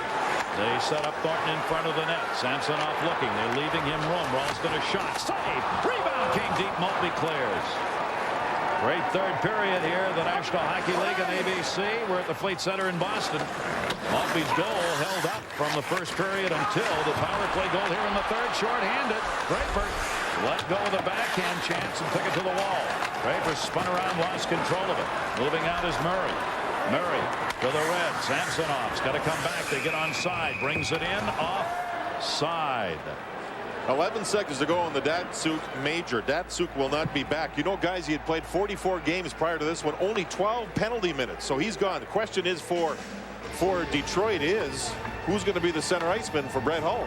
Well, they've got enough centers. I think they'll be able to work that out. But there's a lot of stick work in front, too. Watch Glenn Murray in front. Look at a chop on the back of his neck from Matthew Schneider. No call on that one either. So the Bruins are just getting bludgeoned in front of Curtis Joseph, and nothing to show for it except bruises and cuts. And as we get ready to drop the puck, only 11 seconds to go on the major, and Boston had too many men on the ice, and the door is still open. Wow. I thought they'd blown it down for an offside, and I thought, gosh, it wasn't offside, and turns out it wasn't. Mike Sullivan doesn't like it. Yeah, one of the linesmen picked up that call. Kevin Collins, Pierre Rasico, the linesman. So they're going to lose the final 11 seconds. Boston will on their power play. And we skate 4-on-4. More importantly, Detroit is going to get a power play right back here. So Boston with a 5-minute major and a 5-minute power play picked up the Lapointe power play goal. Now the Detroit Red Wings have a power play opportunity with 1:42 on the Boston penalty. Matthew Snyder and Lidstrom are out to play the points on this power play unit. The only power play goal we've had in this game is the one that's been picked up by Lapointe on that last effort. The bench minor comes here at midway through this third period. It'll be the 4th power play chance for Detroit. Knocked away by Brett Hull. Into the corner. Bruins clear it to Gill behind the net. Now Gill will turn and ship it out of there. We told you these teams have traded victories over the last 10 meetings. It's Detroit's turn to win if you go by that. Detroit's last 2 wins have been in overtime. That one shot back into the corner for Yzerman. Off the wall, he and Shanahan are over there. Shanahan chipped it away. Then it back to Hull. Hull looking for Lidstrom up top. Nick Lidstrom a shot. Hull the tip. Raycroft there and held it. Move back up the near side. Trying to get Hull open in that middle if they can. Battle in front. Shanahan is there. Yzerman to Shanahan. Oh, and underneath the stick. Shanahan had an opportunity. He had an angle. Yzerman gets it back. Yzerman, great pass. Shot, broken stick. Yzerman the rebound, couldn't get it home. That was still a great save. With Lidstrom breaking his stick, snapped it in half. The changeup shot. Raycroft stayed with it. How about that pass? All the way across ice. The hit show is back. 8 celebrity players will compete in extreme challenges. All but one is getting played. Celebrity Mole, Yucatan, 10, 9 Central, ABC, Wednesday. I think I saw Barry Melrose in the background there, didn't I? He was the pinata. He is one of those getting played. You're not going to get any write-in votes for that. 32 seconds left on the Detroit power play. Detroit 4 men up, only 1 man back. That's Chelios to try to win the draw. You see the Detroit Red Wings outscoring opponents in the third, a +20 differential. Third best in the third period in the NHL. What that tells you is Detroit doesn't turtle in a third period of any game. They keep trying to come at you. Winners do that, don't they? They're checking the clock here to make sure the clock stopped when the whistle sounded. They can go back and look at the videotape. You see him doing that in the videotape room. It says 32 seconds still remaining on the Boston penalty for too many men on the ice. The time we've been told is correct. And it'll be off the draw, won by Zetterberg, Chelios, and Woolley playing back. Woolley shot, deflected. Holmstrom was set up in front and never got through. Good play by Sean O'Donnell. He's hurting. Oh, he is hurt. He took it on the side of the leg, but he is the guy that his coach Mike Sullivan identified to us before the game as his most consistent blue liner from wire to wire so far this season. Boston black and blue game for them here. Into the corner. Travis Green had it. 8 seconds left on the Detroit power play. Green did battle, poked it away along the boards, and then tried to glove it out of there. It's underneath him, and that will get whistled. If you don't have a stick, hang on. Third period tied 1-1. Boston and Detroit with 9:51. 5-on-5 when we come back. Trying to keep their streak alive. 3-0-1 in the last 4. LaPointe's tied this game up with a power play goal. There's Marty LaPointe. Bloody but unbound. The Bruins, they have taken a licking in the third. Groschick got hit. That led to a major. On the ensuing power play, LaPointe scored but got nicked, I think, behind his ear. And then this one in front. Watch the man in the Bruins jersey get chopped in the back of the neck. That was Glenn Murray off the stick of Matthew Schneider.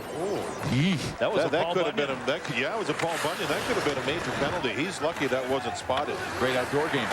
Maybe spotted by people in the NHL office. Fisher came back to get it. Hit put on Dandino in the corner. Back for Fisher. Clears it around the near side. Shot didn't get much of that. Still held down low Murray. Murray able to block that. Gilson started. He better go back as it's cleared out by Maltby to Draper. And Datsuk gone, so we'll see some revisions in these lines now for the Detroit Red Wings. Knocked out by Fisher. Draper cuts through the middle. Fisher will move it up into the zone, and Draper cutting. That was at center ice, and that is offside. Right away, you see a quick change by Detroit. Dandino, who's a converted defenseman to a forward, number 11, has been moved up to play on one of the lines. So both teams have primarily played a 3-line game. Dandino a little more ice time on the wing now that Datsuk, the centerman, is gone. The biggest thing is who will be Brett Hull's centerman. Well, they've got some candidates, the Red Wings, for centerman. Got Draper, Yzerman, Whitney, Zetterberg, Mike Maurer. So they still Maurer is out there right now. Yeah, they've got 5 bona fide centers that can play that position. Maurer, Shanahan, and Hull on this line. Travis Green dumped it in behind the net. Green has played a strong game on the puck. Shanahan bounced that one away from the wall. Hull's got it. I'll let it poke checked away by Glenn Murray. Glenn Murray on the intercept. Murray in. Save Joseph. Keep that one in mind. Glenn Murray, the opportunity and a big save on a turnover chance. Centering pass knocked away from Green. Cleared out the center off Hull. Curtis Joseph, an enormous save right there. Both teams changing it up. Zetterberg coming back to get it. We mentioned Murray's had 2 consecutive 40-goal scoring seasons. Not one on that last one. Well, at the other end from Andrew Raycroft is the highest paid goalie in the world, Curtis Joseph. He looked like it on the last save. We'll show it to you when we come back. Glenn Murray came close, or at least as close as a breakaway would allow him to get. Watch this. So Glenn Murray came up the boards, hit the puck with his toe from Brett Hull. then went over and stripped it from Cronwall and went in and tried 5-hole, and Curtis Joseph just ate him alive. Curtis Joseph won one game, 9 minutes to go in the third period at the time of this play. Comes up, and Curtis made it look easy, didn't he? He read the play. He knew the shot was headed towards or between the legs, and he made just a fine save. Made it look easy. Zetterberg had it going down the middle. Bruins able to knock it away. Boynton's got it. Down to 8:16 to go here in the third. 29-21 shots in favor of Boston. LaPointe has tied it. Mulkey had the goal in the first for the Detroit Red Wings. Nice little feather pass to Zetterberg. Lidstrom got it out of there. Moving back in, Yzerman's line out there. Matthew Snyder, the defenseman, goes down low, gets tied up. Played by Whitney. Whitney up the wall, turns it the other way with Ralston on him, trying to get it in the middle of Lidstrom. Zetterberg cut over, got taken down. He got knocked down by Hummel. Hummel over there doing battle in front of the Boston bench. Bruins will use the opportunity to change it up. Whitney had knocked it away, couldn't get it there. Boston gets it back, trying to stay on side, won't matter. Almost a break right there for Whitney. What a read by Lidstrom. Almost a breakaway. Lidstrom knocked the puck out of the air with his hand, and one quick pass, it almost worked. Lidstrom got it ahead. Yzerman will tip that one into the zone. Bruins back. Gilson comes back to get it. Gilson waiting. Bruins got a change completed. Gilson leaves it back for Sean O'Donnell. Moved up the near side, pinching in. Detroit forcing the errant pass. Fisher goes wide side with it. 1-1. Cleared back in from center by Dandino. Too hard for Raycroft to even think about going back on that one. Maltby tried to run it into the middle. Thornton stole it. Gets it up to Samsonov. Samsonov pushes that into the corner. Bergeron was coming up. Cleared away. Again up the half wall. Draper moves it out. 3-on-3. And it out into the corner. Gets pinned up over there. Good play by Sean O'Donnell. Wouldn't let him go by. Maltby moved up. Takes fly on the ice as he tried to knock that down. And Detroit back in their own end with it. Cronwall off the near side. Cronwall is passed. That's too far ahead. Now both teams not wanting to make a costly mistake here to give the other a chance. Brendan Shanahan. Shanahan clears it around the boards. Travis Green took it away from Hull. Keep it in down low. Murray's back in behind the net. Knuble there with a puck. Knuble trying to turn it on Shanahan. Knuble sets the little pick. That moved right back into the corner. Hull got it out of there to Shanahan. Shanahan to the red. Dumps it over for Woolley. Woolley poke checked away. Murray's got it. Murray lost it. Into the zone. Little opening. Back shot. Save made as Hull had the opportunity. Raycroft got it. Good finish for you with 5:58 to go. Boston, Detroit. They're knotted up at 1 apiece. Well, in a game like this, even the goal scorers like Brendan Shanahan have to get into it defensively with 5:58 to go in a 1-1 game. He did that on Mike Knuble in the corner, stayed with him. Knuble kept trying to spin off of him, and finally help arrived in the form of Brett Hull to help out Brendan Shanahan, and away they went. But good job of persistence and tenacity by Brendan Shanahan. The 18th all-time leading goal scorer, showing you some defense. Yzerman to save Raycroft, and he tips it away. Whitney and Boynton do battle on the far side. Chelios can hold it in. Fisher back. Fisher back in his own zone. We're 1-1. And this game has come alive here in the third period. Dandino looking, and Whitney cutting. Willie's open. Willie in. Shot! And he ripped it on the far side wide. What a great opportunity down low that time. A lot of room. Steve Yzerman coming through the middle. And Yzerman's not going to miss many of those. And Whitney set him up with a beautiful pass. Let's check in with John and Barry. Because it's time for the Labatt Blue Break. Scott Young makes the defense look like they're transparent. Scott Young has not had a great offensive year. That's only his 5th goal, so maybe this is a sign of good things to come for Scott Young and the Dallas Stars. 3 in his last 3 games as well. 4-1 still the lead. This is, will their season be like this game? Too little, too late. Made a run at getting some points up. You're going to play Colorado and take penalties and not kill them. You're in trouble. Tangay with 2 power play goals.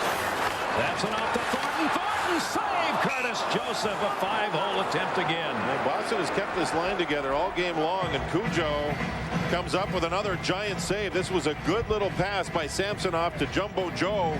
Joe was in tight, and Curtis Joseph is not letting the puck slide through him at all.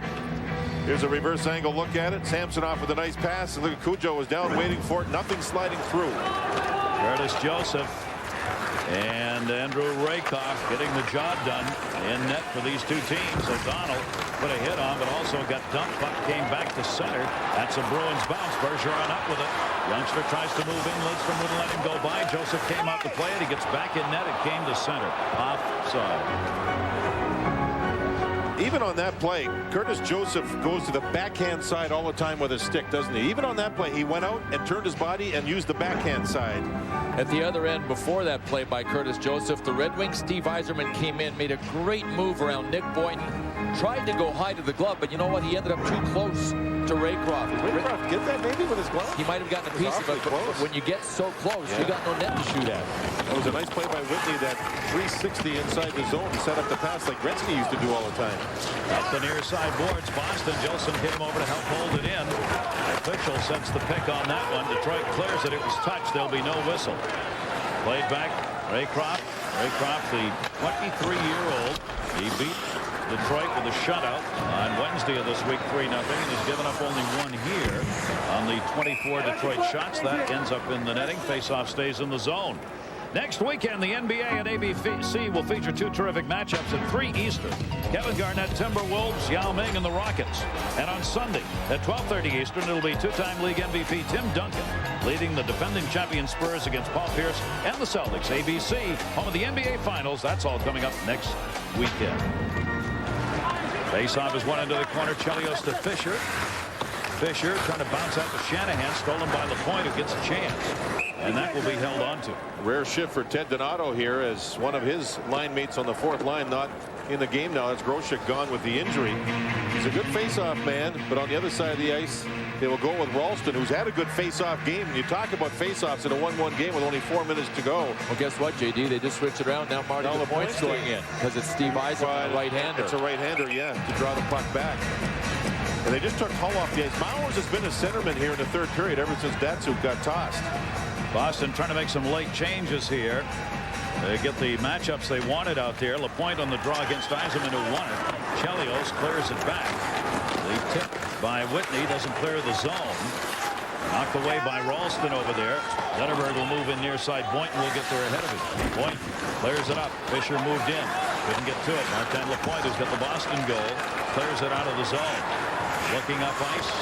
Not a lot of room. Puck stayed. Donato got dumped as he had to turn around to try and find it. He's still in the zone, way offside. So this will draw a whistle. Face off the center. We'll check in again with John and Barry. Well, Dallas trying to stay alive in this game against Colorado. Jason Arnott gets it to a 2-goal game. Well, Tony Granato's not going to like these last 2 goals Dallas scored. Both in the middle of the range, both with defensemen around them, not getting the job done. 4-2, Avalanche holding on. Afternoon hockey around the nation, and updated as we go along here with 3:30 left to go in this one. Boston Bruins have already lined up 10 ties this season, including 7 of the 10 here at home. We've got a 1-1 game going here with 3:20 left to go. Barton in his own end. Samsonov bounced over his stick. Schneider, Lidstrom with it. His own blue line. Lidstrom ahead. He'll be backed into the zone. Backhander wide of the net from Maltby. O'Donnell around. Samsonov again just flips it up. Ends up going on the Boston bench. Face-off back in the Boston end. Shots are now 31-24 in favor of Boston. Interesting with Boston, Andrew Raycroft becoming their #1 goaltender. During the offseason, Raycroft put on 15 pounds by staying in the Boston area and working out, lifting weights, doing all kinds of things. And they think that's made him quicker in net with feet, his quickness of his feet, along with more stamina. Here he is playing 3 games in a row and playing very well. He is 12th in the league in goals against. Held in. Shanahan, the chance by Jason Woolley. That one high and off the glass hard. Mowers sends it back for Shanahan. Green on him. Brendan Shanahan. He's working hard for Hull in the middle. Hull had lined up where he loves to shoot it, but he had 2 Bruins on him. Hull's right there again. Couldn't get that bouncing puck. Well, a long reach of Hal Gill. Boy, everybody saw that in New York when he found that little kid in the green jacket. They just saw it here today, too. Shanahan, a chance held on to by Raycroft for the save.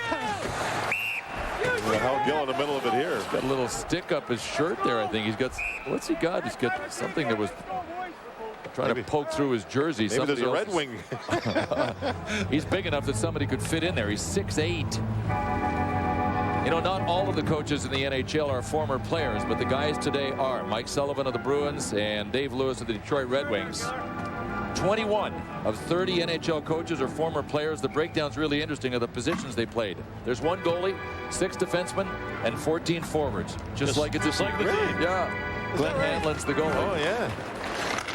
That one shot in by Matthew Snyder. That ends up going into the netting and bouncing back. Of course, those numbers will change every couple of weeks now between now and the end of the season. Congratulations to Dave Lewis. He'll be coaching in the All-Star game in St. Paul. 1 goalie, that's all. Something's not right. JD, but you know what? A lot of ex-goalies are broadcasters. Maybe they're a lot smarter than some of the guys who want to be coaches. Huh? Point well. Go long-term, baby. Plus, you only need 1 goaltender. That's how good they are. Lidstrom tips that one into the zone. We used to think you only needed 1 color analyst, too. Look at this. That's one's blocked. Raycroft reaching out with a blocker on that one. Back to Lidstrom. Played into the middle. Lidstrom again will send it back in behind the net. Lions play-by-play. Still at 1. I'm smiling, baby.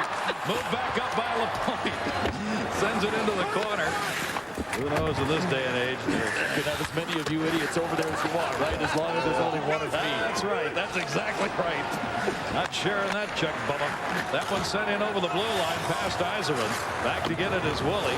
Rolls it around to Chelios. Up to Yzerman. Back into the middle, knocked away. Boston gets it back. Down to 1:30 to go in the period. Thornton dropped it. Shot save made by Joseph on Knuble. Knuble had room on the outside of that circle. Back to O'Donnell. O'Donnell got it in deep. Chelios giving chase. Murray's after it as well. Murray blocks the attempted out. Tries Thornton. Woolley there. Woolley leaves it. And Zetterberg starts it up. 1-1 game. Zetterberg with 1:10 to go, 3rd period. Fans cheer. Zetterberg. He got crunched. Mike Knuble just shredded him along the boards. Knuble's played a very physical game here. It's that size difference. 1 minute left to go in the period. Up the near side. Couldn't be handled by Yzerman. Go back to get it. We're watching the time remaining here in the 3rd of this 1-1 game. Goaltenders have been strong in this game, haven't they, guys? But I'd say that Curtis Joseph has had the tougher saves, especially here in the 3rd with a couple of tight plays, especially Murray. He's made 31 saves. Raycroft knocks that one away off the blocker. He's had 25 saves at the other end. On the blue line loose. 30 seconds left to go in the period. Draper was trying to move in with it. Lidstrom's got it. Sends it ahead. Draper on the tip into the zone. Chased down by Morrison. Morrison in behind the net. Kicked at. We're 19 seconds away from overtime. Draper knocked it away along the boards. Helped hold it in. Shot by Maltby. Save made through a screen. Turning with the puck is Dandino. Dandino on top. Maltby. Maltby again. That deflected right into the middle and cleared up by O'Donnell. Maltby had it. Tried to hold it in. Could not. One last shot from center. Off the blocker. And we've got overtime. Boston and Detroit 1-1 through regulation. This should be terrific in overtime. You've got an East Conference team against the West Conference. They don't care if the other team gets 1 more point than them, so everybody goes right at it. I mean, it should be tremendous. 3rd period shots end up 13-13. Let's take a look at how the scoring happened in this game. Back to the 1st. Great forecheck by Maltby. Creates the turnover. Yzerman down low. Big save. There's Maltby. That was the 1-0 Detroit goal. And then Boston in the 3rd period on a 5-minute major penalty got 1 goal. That by Martin LaPointe. He paid a price for it. He got cut behind his ear, but he's back and playing. The only power play goal we have had. There you see the shot advantage. The chances have gone the Bruins' way as well. Power play goal by Boston, 0 for 4 for Detroit. Now we go 4-on-4 in overtime. Detroit's 5-1-4 this year in OT games. Boston 2-4-10. Yeah, only the Philadelphia Flyers and the Mighty Ducks of Anaheim have lost more games in overtime than the Boston Bruins, but the Bruins have played their share, boy. Hey, here's another number I got to throw at you guys. Explain this one to me. Why is Boston 9-2-2-1 against the West this season? No idea. They shouldn't be. No, it's the strangest thing. They don't win at home. They've got a great record against the West. Anyway, this is an East-West game right here. We're going to overtime. There you see their numbers. Detroit has had winners from Lidstrom, Hull, and Zetterberg, and 2 overtime winners from Shanahan. Samsonov and Ralston have had the overtime winners in the 2 overtime wins for Boston. Here we go to OT. 5 minutes worth of it. Somebody gets one. Each team's got 1 point. Somebody can get another goal here. That team will take 2. Play it up by Lidstrom. Not a good pass gets by Gill, though. Maltby unable to handle there. Speedsters get their chance in this overtime 4-on-4, and Samsonov is one of those. Samsonov tried to draw it back. Thornton with the puck. Thornton, Lidstrom reached in, poked it away. Lidstrom trying to tie him up. Thornton the muscle. Samsonov shot. Didn't have the angle. Take back up Shanahan looking for Lidstrom. Oh, was he open? It's got to be played. Raycroft out to get it. He had him, and it was perfect on the tape. It just hopped over his blade. He was going down that left side by his lonesome. Knocked away by Whitney. Played back by Dan McGillis. So our first ABC broadcast of the season of the National Hockey League is in OT. John Davidson and Bill Clement. I'm Gary Thorne. And this third period really took the matter up. First around the youngster. Shot that one wide. O'Donnell on the far side. Reached for it. Put it up off the dasher. Tied up. Chelios had tied the puck up. 2-on-1 opportunity the other way for the game winner. Hull's on the near side. Looking. In. Shot. Save. Rebound. Deflected away. Perfectly played by the defenseman Gilson. Another chance. Raycroft. The glove went out, but the shot went wide on the big blast. So a 2-on-1 opportunity led by Woolley. He wanted to give that puck up, but couldn't do it. No, he made the right play by shooting, too, because Gilson took away the pass to Hull. Hull was on that left side, and Boston was not going to give him a chance with a one-timer. Maltby back in behind the net. Cleared to the near side. Dan lost. Couldn't be held onto by Draper. Center shot. Save. Rebound. Ralston denied. Twice. Second time in the catching glove. Giveaway out of the corner. The puck got away from Draper. Bang, bang. The puck was in front, and Curtis Joseph continues to be absolutely super here in Boston this afternoon. Ralston was there. He had a rebound try, too. You don't think Brian Ralston wouldn't have loved this? An OT winner. It would have been his first goal in 12 games. Brian Ralston's curtain. That one is going to be held in by Knuble, just in behind the net. Joseph. Snyder came back to help out. Pushed it up the near side. Good play. Boynton who moved in to hold it in. Maltby coming back for it. Puck still sitting there against the boards. And a big battle with Ralston in behind the net. Lidstrom comes back to get it. Lidstrom looking. 2:54 left to go here in the overtime. That's Matthew Snyder. Wide side for Draper. Draper's going to get cut off over there. Oh, Morrison looking Raycroft out. Watch the Hawks. Knocked away by Matthew Snyder. Knuble takes the hit to the head. Boynton picks up the puck. Guys, I think the puck hit the handle of the goal stick above his blocker. Look at a little room here. Backhanded open net. Score! Look at them.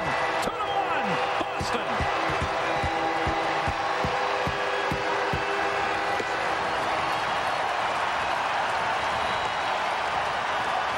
What a play by Dan McGillis. Unimus Maximus. And you don't think teams aren't going for it? We talked about East against West. Dan McGillis, a defenseman, right up on the play in front of everybody. Look at that. That's the rub-in job there. The Bruin fan rubbing it into the Red Wing fan. You know, that play at the other end of the ice, guys, I don't know how this happened, but the puck ends up to the handle of the goal stick. I thought it might go in. Watch. Wow, off the handle. You don't see that often. Detroit comes down the ice not long after that. Watch this play by Dan McGillis. He sucked everybody over to him, including Curtis Joseph, and that's the key. Curtis Joseph was betting somebody was going to pick up anybody trailing. This bet went against him. Joe Thornton, the winner. Thornton gets it done, and Boston has beat Detroit twice in a week. Great to have had you with us here at the Fleet Center. Other action going on for John Davidson and Bill Clement. I'm Gary Thorne. Our final here in Boston. Boston 2, Detroit 1. Back to John and Barry. Thanks, Gary. Now 5 consecutive games without a loss for the Boston Bruins. Sometimes it's not just winning, but it's who you beat and when you beat them. Well, now it's back-to-back wins against the Detroit Red Wings. Shut them out 3-2 or 3-0 last time they played. So there are periods in season when you can turn a season around. Boston has not played well up to this 5-game winning streak, John. So maybe now they can get going. Thornton played well today. Raycroft was great in net. They played good defense, and they came from behind against probably the most talented team in the NHL. And again, if Detroit has a weakness, as you look at this team, as the parts start to come together and all the Hall of Famers they have and young guys like Datsuk, where is a weak point? I don't think this team has a weakness. I think they're strong all over. I think they get Hatcher back. Don't forget they got one of the best defensemen in the NHL coming back, and all their young guys are getting ice time, which maybe they wouldn't have got if all the guys stayed healthy. And they'll be ready for the playoffs as will usual. We will continue with more. This is the NHL on 8. And welcome back, all of you across the country who've watched the NHL on ABC. We talked about Detroit losing to Boston. Let's talk a little Colorado against Dallas. The Avalanche, when you saw that team put together at the start of the season, the one question mark was Patrick Roy. Aboucher has been great, and the Stars are coming back. Aboucher, his numbers dwarf Patrick Roy's numbers at this time last season. Aboucher has been everything and more this team could possibly hope for. He's been solid. He hasn't had a bad period. He hasn't had a slump. The team is starting to believe in him. The problem is now, though, what if you get to the trading deadline and you believe in Aboucher and you don't go out and get a veteran goalie and you lose? Now you'll really be second-guessed. But as of now, and what they're saying in the press, John, Aboucher is their goalie for the rest of the year. They're not going to be getting a veteran at the deadline. Plus, as good as they are offensively, they got to figure we can win 8-7 if we have to. They can win anyway. On a given night. Right, let's get back to the Wings and the Bruins. The Wings, of course, one of the most talented teams in the league. Boston trying to go 5 straight games without a loss. Still some Christmas wishes. Still a wing nut. And Brett Hall is just snake bit here, Bear. Well, he has been in a slump for him. This is the 15th game that he doesn't score. It looks like he's got one here. When he's hot, that puck hits the post and goes in. Right now, it hits the post and go out. And then Maltby bounces on that rebound and scores. Iverson with first shot. You've been in basketball too long, John. It's Yzerman, not Iserman. Iverson throws it to the net, and Maltby jumps in and gets a rebound. Right there, Datsuk finishes his check. Borderline call. Could have went either way. Datsuk is not a guy that gets many 5-minute majors. That might be the only one he ever gets in his career. And I'm not sure he deserved that one at all. Marty Lapointe pays a price for scoring a goal here. Watch the stick come up and clips him right under the eye. He would stay in the game again, but he got the goal. That's all that matters. When Marty Lapointe's playing well, that's where he scores his goals from. Andrew Raycroft, young goaltender for Boston, really #1 goaltender right now, taking the job away from Felix Potvin. You see a 2-on-1 there that is dwarfed, and then Boston goes to work. Watch this pass. How pretty is that? Joe Thornton following up the play right here. Great drop pass, wide open net. And a come-from-behind win against the Detroit Red Wings. That is a confidence builder. And their best player got the goal, which is important for Boston. And beating them twice in a row, as you mentioned earlier, is huge for the Boston Bruins. They're on pace for about 95, 96 points this year. That should be a playoff spot in the East, maybe not the West. Well, what I like, and we talked about this 5-game winning streak before, it came at the time it had to come because they were dropping like a rock. They were almost an 8th spot in a playoff hunt. No confidence. Nobody was playing well for Boston. They're having goaltending problems. Now they've won 5 games in a row. They beat Detroit Red Wings twice, who I consider the best team in hockey. Thornton is playing well. Raycroft has taken over the #1 job. Murray had a couple great chances tonight. Samsonov didn't score, but was dangerous every time he stepped on the ice. Ralston was dangerous. So the right guys are playing well. Marty Lapointe, again, I come back to him. I think he's one of the key Boston Bruin players. They signed him as a free agent a couple years ago, gave him a ton of money, John. He hasn't been great here, but now he's starting to score, and that's his 7th goal. So maybe Marty will get things going. There have been several coaching changes in Boston over the last few years. Exact. And also, it's a team where people say they can't win the Stanley Cup because Harry Sinden isn't willing to spend the type of money it will take to win the Stanley Cup. With this group, can they contend?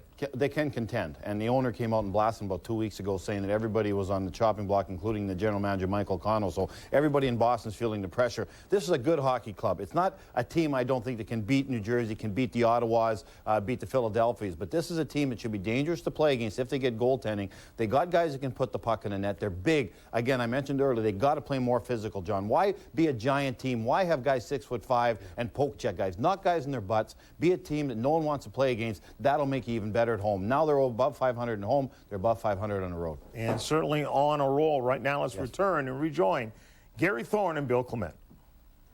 Boston Bruins have had their trouble at home. Joe Thornton got a little good news on that side of the coin. Joe, congratulations on the overtime game winner. What's been the problem for the Bruins on their home ice this year? You know what? I'm not quite sure. It's it seems last year we had a pretty good team at home. I think it's those white jerseys we carry on the road with us. They're pretty good luck. But, we're just glad to get the 2 points here against Detroit. What about the issue scoring goals, Joe? I mean, you guys are playing well defensively, but I don't know, a lot of us, including me, are scratching our heads. We look at the goals that you aren't scoring, and we look at your lineup, and we say, how can this be? I mean, you guys do that too? Yeah, you know what? We've been nipped in the butt a couple times out there. you know, we've had some breakaways that hit the post, open nets that just, you know, don't even hit the net. But, you know, we're starting to find the back of the net. We're starting to practice on burying, you know, loose pucks and things like that. So hopefully they'll change in the last 40 games here. Joe, we talked a lot during the broadcast about the size of the Bruins. You're trying to take more advantage of that. Is that what's being asked of you in particular and of the team? Yeah, we everybody knows we got a big team. We just got to use our body as much as we can. Be a little bit more physical. I think when our team gets their legs going and we're physical, I think, you know, our offense usually comes from that. But every game that we seem to be hitting, we're into those games, and we usually win those games. Joe, congratulations. Yep, way to go, Joe. Okay, thanks, guys. Overtime goal. He picked it up, and Boston came away with a win. They now have beaten the Detroit Red Wings twice during this past week. And we should probably clarify one thing for Joe Thornton. It's nipped in the bud, as in a rosebud, not in the butt. You're worried about how guys are saying stuff and you couldn't say Yzerman?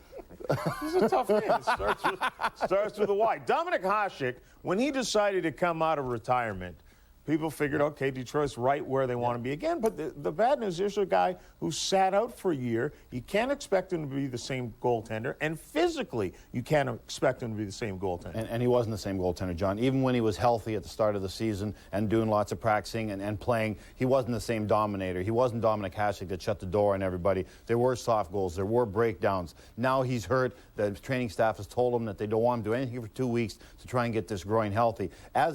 As he's been fighting injuries and everything's been happening with the Detroit goaltending situation, Curtis Joseph has slowly played well, has slowly come back. A guy that was ostracized to the minors a few months ago is the #1 guy now. He's 7-3-1 now in his last 11 games, which is okay. He played good today. Manny Legacy, I think, is the best backup in hockey, a guy that is quietly does a great job. So as of now, there's no reason to think this is going to be ready in 2 weeks. It's taken a long time now to be healthy. As of Cujo's the #1 goaltender right now. Do you think by the trade line they've got to move one of them? No, because if a Dominator's health isn't good, you can't move him and then try and worry about Dominator getting hurt come playoff time with a bad groin, and Legacy's your #1 guy. Money is not a big thing to Detroit Red Wings. They would like to move Cujo and free up that salary, but as of now, there's only half a season left. They're on the hook for half the season. They've already paid half the season. I think it's an insurance policy for the Detroit Red Wings. It'd be very interesting to have a guy sitting in civvies collecting $7 million? $7 million a year. The Islanders and the New York Rangers know it may come down to them for the final playoff spot in the East. And New York, as in the Rangers, have dominated New York as in the Islanders, especially this guy, Mike Dunham. Lindros tips this shot in, just gets it out of midair. Lindros, I think, has been their best player of the last 3 weeks. This has been their best line, Barnaby and Simon. And again, today it was their best line. Barnaby makes a great pass. Much better hockey player than people give him credit for, Matthew Barnaby. And then Raczynski just throws it at the net. That was it for Garth Snow. He got pulled out of the game, and after looking at it a second time, you can see why. Snow's been so good, too, for the New York Islanders of late. He certainly wanted to play a lot better against the Rangers today.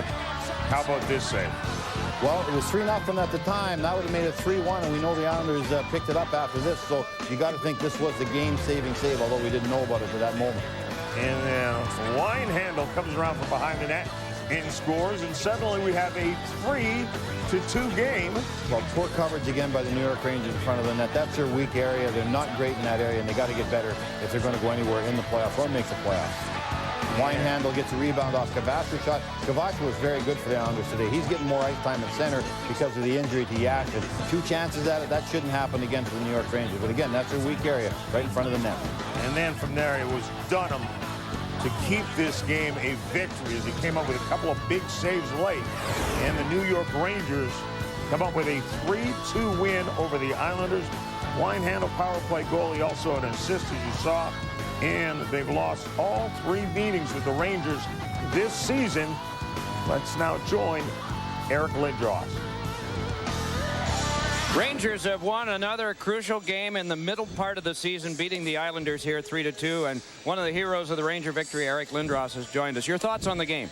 Well, we got off to a really good start. We were not happy about what happened in Carolina and at home the night before against Calgary. So we had a real good, solid start. Matthew Barnaby and Chris Simon really set the tone out there with great forward checks and some terrific plays. And our power play got something started with the first one, and things started to go from there. Rosie made a nice shot, but we had a little problem with our penalty kill in the second period. But I think it's a credit to our team that we hung with it. We maintained our composure, and we just kept chipping the puck in at the end of the game and really rolled our lines. You personally have been playing extremely well, Eric, and I was looking at your ice time over the last couple of years. It's not the same kind of ice time that you've had, in the past 4 and 5 years ago. How are you making adjustments with that? Well, you go when you're called, and earlier in the year I wasn't getting called on a whole lot, but I found a bit of a line here with Symes and Barney, and we're moving along all right. We know what our role is. We know how to get the puck deep, and once we get it deep, we're cycling very well. It seems like this has been a progression for you from, the concussions and the injuries you've had and all the time you had to take off.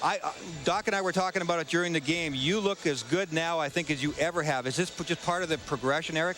I don't know. I feel good. I feel strong right now. I felt strong all year long, and things are starting to roll a little bit. But we've got a long way to go. We got a crucial month ahead of us here. We think we got at the start with 17 and 30 days or 31 days or something like that. So this is really our season right here. We play a lot of our division rivals, and we got to win. We're out of the playoffs right now. We have to keep knocking on the door. Star of the game, Eric Lindros today. His team now only 2 points away from that last playoff berth. Congratulations. Thanks, guys. Have a good day. Back to our studios. And most people would love to work only 17 days out of 31. But as a hockey player, we know exactly how tough that is. Yes. The New York Rangers, I think, sometimes are a victim of the names of the players that are on the team. You look at that roster and you say, how can this Hall of Fame roster not win another Stanley Cup? But you got to look at where they are in their careers. But I'm also a big believer, the more God gives you, the more that's expected out of you. And I don't think the Rangers are living up to their expectations. You're right, they have a lot of older players. Messier, we're talking about, he's got 13 goals, but it's not the older players that are playing poorly. It's the guys that are in the prime of their career. Guys like Kovalev. This guy, as far as I'm concerned, Alexei Kovalev is one of the 5 most talented players in the world. He's sitting with 7 goals. Yes, he's leading the team in points. He's got 1 power play goals. He plays every power play. That is not good enough production. Peter Nedved, same thing, prime of his career. Eric Lindros, I think, is playing great hockey. He's a different player now than he was 5 years ago. He's not an offensive player per se. He's more of an all-around player. Plays a different role for the New York Rangers. Pody has to play better. Brian Leach has to play better. Players like that, star quality players, primes of their career, those are the guys that I think are letting the Rangers down. There are those people who will contend that coming to the Rangers, where the spotlight is on you, makes it difficult to play. Do you agree with that? Yeah, totally I agree. I see guys go to other teams, play great. I see guys that are playing great on other teams come back to New York Rangers. Kovalev is a great example. He goes to Pittsburgh. He's unbelievable. He's awesome. He's super. Comes back to Pittsburgh. He's not a great player anymore. That's got to change, and they got to change the makeup of that. They got to. So for some reason, you come to New York, you're treated so well. You're treated like a king. You got the best of everything. You tend to slack off. They got to change that mental makeup of that team somehow. Another guy who came to New York is free agent Greg DeVries from Colorado. He's out 4 to 6 weeks with a torn MCL. Let's move along now. Colorado and Dallas. Dallas, what a terribly slow start they had this year for the Colorado Avalanche. Star-laden, but star injuries as well. And here they come out with that New Jersey. That beautiful New Jersey, John. Or Star, or whatever it is. Korea makes the play on Hayduk's goal here. Well, the right names again. Korea makes a great play. Solani here gets a little bit of a bump in the head. Hopefully it's not serious. He left the game. It was a good hit, though. Oliver just dropped his shoulder and popped him in the jaw the way he's supposed to finish his check. And then Peter Forsberg, watch him take his time. Behind the net, behind the net. Wait. A little bit like Wayne Gretzky behind the net. He's got the patience. He's got the confidence in his ability. He gives guys time to get in the hole, and that's what Tanguay did. Moved in, moved back, moved in again, lost in the coverage. Now watch, where's he going to put this puck? The only place he can, right up over the glove and arm of Turco. He attempts the defenseman to go one way. He goes the other. Then the rebound on this one. And then Foote, what's he doing here? I don't know what Adam Foote's doing. He's a defenseman. He's chicken hawking in the burner for a goal, Adam. Gets his own gets a rebound off Morris's slap shot. I'll tell you, that is a talented group the Colorado Avalanche got there. And then it looked like there perhaps could be a comeback. Jason Arnott with a goal to make it 4-2. And from there, Colorado just has to hold on. Abisher just shuts everything down. I don't think you can get a puck inside of that net if they try. Legs, bodies, the rear ends, stomachs, everything in the way of that shot. So the Avalanche win it 4-2. And for Milan Hajduk, 20 goals again for the 5th consecutive season. And let's join our Darren Pang. Thanks very much. It's rare you see a win in the NHL these days, Panger, by a club that has 0 shots on goal in the third period, and that's what happened this afternoon in Dallas. The Avalanche, a winner. Alex Tanguay had a pair of power play goals, and he joins us from just outside the Avalanche dressing room. And you guys have had the best road power play in the NHL. Why the success, especially on the road this season? Well, I don't know. I think it's just key. You know, special teams are always a big part of the success of a team, and we've been successful on the power play, and the penalty kill has been doing pretty good. So, you know, we'll try to take advantage of this as much as possible. Well, you did do just that, Alex, and we're going to lead you to the goals that you scored to break this game pretty much wide open in the second period. Maybe you can run us through the chances that you had here in front of goaltender Marty Turco. Yeah, the first one, I think Peter was just standing in behind the net, and he made a nice pass, and the second one was a rebound, came right on my stick. So hopefully those rebounds happen a little bit more often. Now, you started off on fire and had plenty of confidence. What has been the turnaround lately? Well, I don't know. I think, you know, I haven't been shooting the puck that well, and I've been skating as much as I did early in the season. So I just got to get back to it. And, you know, playing with Peter and Milan, if you work hard, if you skate hard, you're going to get chances. And that's what I'm going to try to do to help the team as much as possible.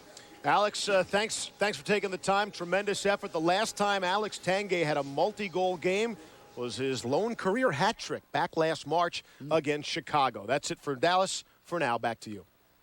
All right, Stephen Darren, thanks a lot. Mike Modano, of course, outstanding all-star center for Dallas, unable to play. He's out indefinitely, they say, with a little bit of a groin problem. Again, we talked about Colorado, and when they had the off-season signings, everybody smiled, says what great hockey we're going to see there. But Patrick Waugh was also retiring, so the big question mark between the pipes. Well, there was no question that they were going to score goals. They still got Blake, you got Foote, you got Morris, so there's no question about their defense. The only question is in between the pipes. Was Abisher going to be good enough, solid enough to play these minutes? He's never played these type of minutes before, and give this team the type of goaltending they need. They don't need Marty Brodeur in net because they score so many goals and they're so good defensively, but they needed goaltender not to lose games for them. Abisher has done everything they could have hoped. He's been great, he's been solid, and his numbers are fantastic. All right, let's check one more score. And you talk about goaltending. There was very little of it on the part of the Pittsburgh Penguins as they lose to Montreal 8-0. The first 4 goals were power play goals. And just an easy victory for Montreal. The Penguins have fallen apart. Well, Pittsburgh's not playing well, and nothing's going right for them. But the Canadians are playing very good hockey right now. Sheldon Surrey leading the NHL in goals for defensemen with 14. Their power play is getting better. Bob Gainey has really solidified that team's front office. That's a good hockey team. I think that's a playoff team. Michael Ryder had 2 goals in that game. Don't forget, NHL All-Star Game from St. Paul, Minnesota, Sunday, February 8th, 3 o'clock Eastern Time.